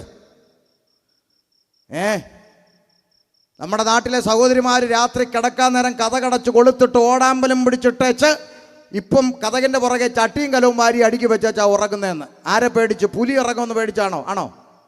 ആണോ? അല്ല, ഇരുകാലികളായ മനുഷ്യന്മാരെ പേടിച്ചിട്ട്, അല്ലേ? മനുഷ്യനെ ഭയപ്പെട്ട് ജീവിക്കുന്ന കാലത്തായിരുന്നു നമ്മൾ ജീവിക്കുന്നത്, അല്ലേ? ഒന്നിച്ച് ചെറിയ കാലം മുതൽ തോളിൽ കൈയിട്ടു എൻ്റെ കൂടപ്പിറപ്പാണ്, കൂട്ടുകാരനാണ്, എൻ്റെ ചങ്കാണെന്ന് പറഞ്ഞു കണ്ടത് നടന്ന കൂട്ടുകാര് ഒരു കുപ്പി മദ്യം പൊട്ടിച്ചടിച്ചു കഴിയുമ്പോൾ കൂട്ടുകാരൻ്റെ കഴുത്തറുക്കാൻ കൈവെട്ടാൻ കൂട്ടുകാരന് മടിയില്ല. മനുഷ്യൻ്റെ അകത്ത് പാപമെന്ന് പറയുന്ന വിഷം കുടിയിരിക്കുന്നു. ഇപ്പം ചില ആളുകൾ പറയും പറഞ്ഞത് ശരിയാ, ഇപ്പം മനുഷ്യൻ പാപിയാ, പക്ഷെ ഞാൻ പാപിയല്ല. എന്നാ, ഞാൻ ഇതുവരെ ആർക്കും ഒരു ദോഷവും ചെയ്തിട്ടില്ലല്ലോ. അങ്ങനെയാ ചില ആളുകൾ പറയുന്നത്. ഒരു ഉദാഹരണം പറയാം. നമ്മുടെ നാട്ടിലൊരു ചേട്ടൻ 5 മൂർഖൻ പാമ്പിനെ വളർത്തുന്നുണ്ടെന്ന് വിചാരിക്കുക. ഉദാഹരണം, 5 പാമ്പിനെ വളർത്തുന്നുണ്ട്. ഇത് 4 പാമ്പ് സകല മനുഷ്യരെയും കടിച്ചിട്ടുണ്ട്, ഒരെണ്ണം ആരെയും കടിച്ചിട്ടില്ല. അതുകൊണ്ട് അതിന് വിഷമില്ലെന്ന് പറഞ്ഞ് വായി കൈ കൊണ്ട് വെച്ചാലോ? അതാ കാര്യം. ഇന്ന് വരെ കടിച്ചിട്ടില്ല എന്നുള്ളത് കൊണ്ട് വിഷമില്ലെന്ന് അർത്ഥമില്ല. കൈ വെച്ചാൽ കടി കിട്ടും, കടി കിട്ടിയാൽ ചികിത്സിച്ചോണം, അല്ലെങ്കിൽ തട്ടിപ്പോകും. മനസ്സിലായോ? ഇന്ന് വരെ ഞാൻ ആർക്കും ദോഷം ചെയ്തിട്ടില്ല, അത് ശരി. അതുകൊണ്ട് അകത്ത് വിഷമില്ലെന്ന് ചിന്തിക്കരുത്. അകത്തിരിക്കുന്ന വിഷം ഒരു ദിവസം പുറത്ത് വരും. അതിൻ്റെ തെളിവാണ് ഇന്നലെ വരെ നമ്മുടെ മുമ്പിൽ കൂടെ മാന്യന്മാരായി ജീവിച്ച് നടന്ന പല ആളുകളും ഒരു പ്രഭാതം തുറക്കുമ്പോൾ പത്രത്തിലെ കേസുകളിൽ പെട്ടിരിക്കുന്ന കാണുമ്പോൾ നമ്മൾ ചോദിക്കും, അയ്യോ ഇയാളോ, ഇന്നലെ വരെ നല്ലയാളായിരുന്നു. ഇന്ന് അകത്തിരുന്ന വിഷം പുറത്തു വന്നു. പാപം മനുഷ്യൻ്റെ അകത്തുണ്ട്, ഒരു ദിവസം അത് പുറത്തു വരും. അതുകൊണ്ട് വേദപുസ്തകം പറയുന്നു, സർവ്വ മനുഷ്യരും പാപത്തിലായി. ഒരു ചോദ്യത്തിന് ഉത്തരം പറഞ്ഞുകൊണ്ട് ഞാൻ തുടരും എന്നിടാൻ പോവുകയാണ്. ഒറ്റ ചോദ്യത്തിൻ്റെ ഉത്തരം മാത്രം പറഞ്ഞ് ബാക്കി നാളത്തേക്ക് വെക്കാൻ പോവുകയാണ്. ഇന്നിനി പാടാനൊന്നും നമ്മൾ സമയം എടുക്കുന്നില്ല, നാളെ മറ്റന്നാളും ഒക്കെ പാടാം. അതുകൊണ്ട് സമാധാനമായിട്ടിരിക്കുക. ഒറ്റ ചോദ്യത്തിൻ്റെ ഉത്തരം. ചില ആളുകൾ ചോദിക്കാറുണ്ട് ഞങ്ങളുടെ നാട്ടിൽ, കേരളത്തിൽ, ശരി ഉപദേശി പറഞ്ഞു മനുഷ്യൻ പാപിയാണ്, പാപം ആദാമും ഹവ്വായും പാപം ചെയ്തു, അതുകൊണ്ട് മനുഷ്യരൊക്കെ പാപിയായെന്ന് പറഞ്ഞു, സമ്മതിച്ചു. നിങ്ങൾ ക്രിസ്ത്യാനികളൊക്കെ പാപിയായാൽ പോരെ? ഞങ്ങൾ ഹിന്ദുക്കളെ മുസ്ലിങ്ങളെ എല്ലാം കൂടെ ചേർത്ത് പാപി എന്ന് വിളിക്കുന്നത് എന്തിനാ? അതൊരു ചോദ്യം, നല്ല ചോദ്യമല്ലേ? എന്തിനാ എല്ലാവരെയും പാപി എന്ന് വിളിക്കും? നിങ്ങൾ ക്രിസ്ത്യാനികളങ്ങ് പാപിയായിക്കോ, കുഴപ്പമില്ല. ഞങ്ങൾ എല്ലാവരെയും കൂടെ എന്തിനാ പാപി എന്ന് വിളിക്കുന്നത്? ഈ ആദമും പാപം ചെയ്തതിൻ്റെ പേര് ഒരു തെറ്റും ചെയ്യാത്ത ബാക്കിയുള്ള മനുഷ്യരൊക്കെ എങ്ങനെയാ പാപിയാകുന്നത്? ആ ചോദ്യത്തിൻ്റെ ഉത്തരം പറഞ്ഞ് നാളത്തേക്ക് വെക്കാം. ഒന്ന്, എയ്ഡ്സ് രോഗിയായ അപ്പനും അമ്മയ്ക്കും ജനിക്കുന്ന കുഞ്ഞാരാ? വേഗം പറ. അവിടെ പിടിച്ചു വെച്ചേക്കുക. നമ്മുടെ യോഗം ആശീർവാദം പറഞ്ഞിട്ട് വേണം ഇങ്ങോട്ട് വിടാൻ. തമ്പുരാൻ പിടിച്ചു വെച്ചേക്കുക അവിടെ മഴ. മനസ്സിലായോ? ഇതേ വലിയ സാക്ഷ്യം എന്താ? പല സ്ഥലത്ത് ഇട്ടിപ്പെട്ടി പെയ്തുകൊണ്ടിരിക്കുക. നോക്ക്.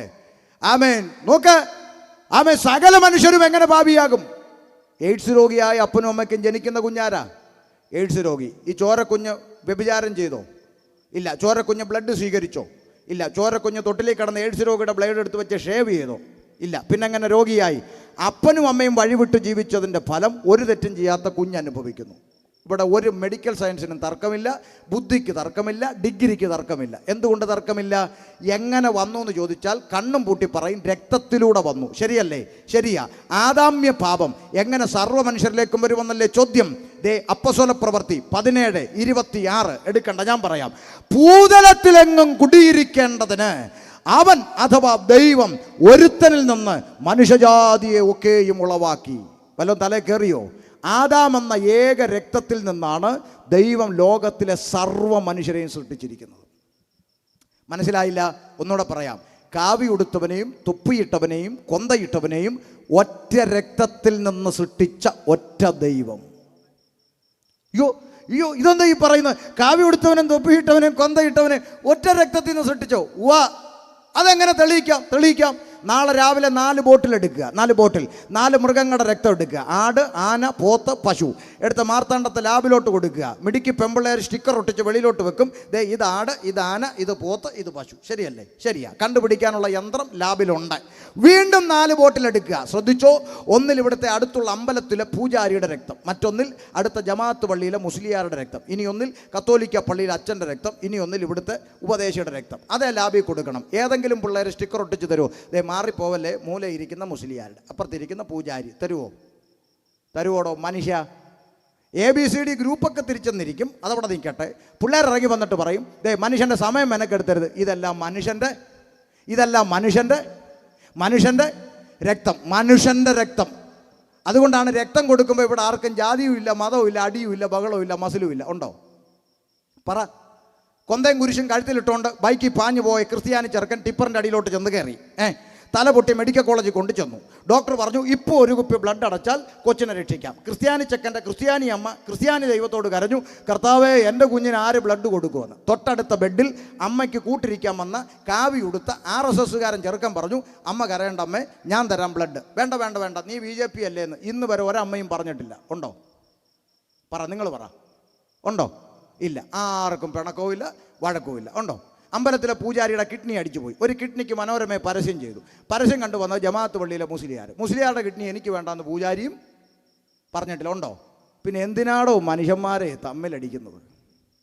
അല്ല, എനിക്ക് മനസ്സിലായി എന്തിനാടോ അടിക്കുന്നത്. മേപ്പോട്ട് വലിക്കുന്ന ശ്വാസം കീപ്പോട്ട് വിടാൻ കഴിയാതെ പോയാൽ വാഴപ്പിണ്ടി പോലെ കിടക്കുന്ന മനുഷ്യന്മാർ എന്തിൻ്റെ പേരിലായി തമ്മിലടിക്കുന്നത്?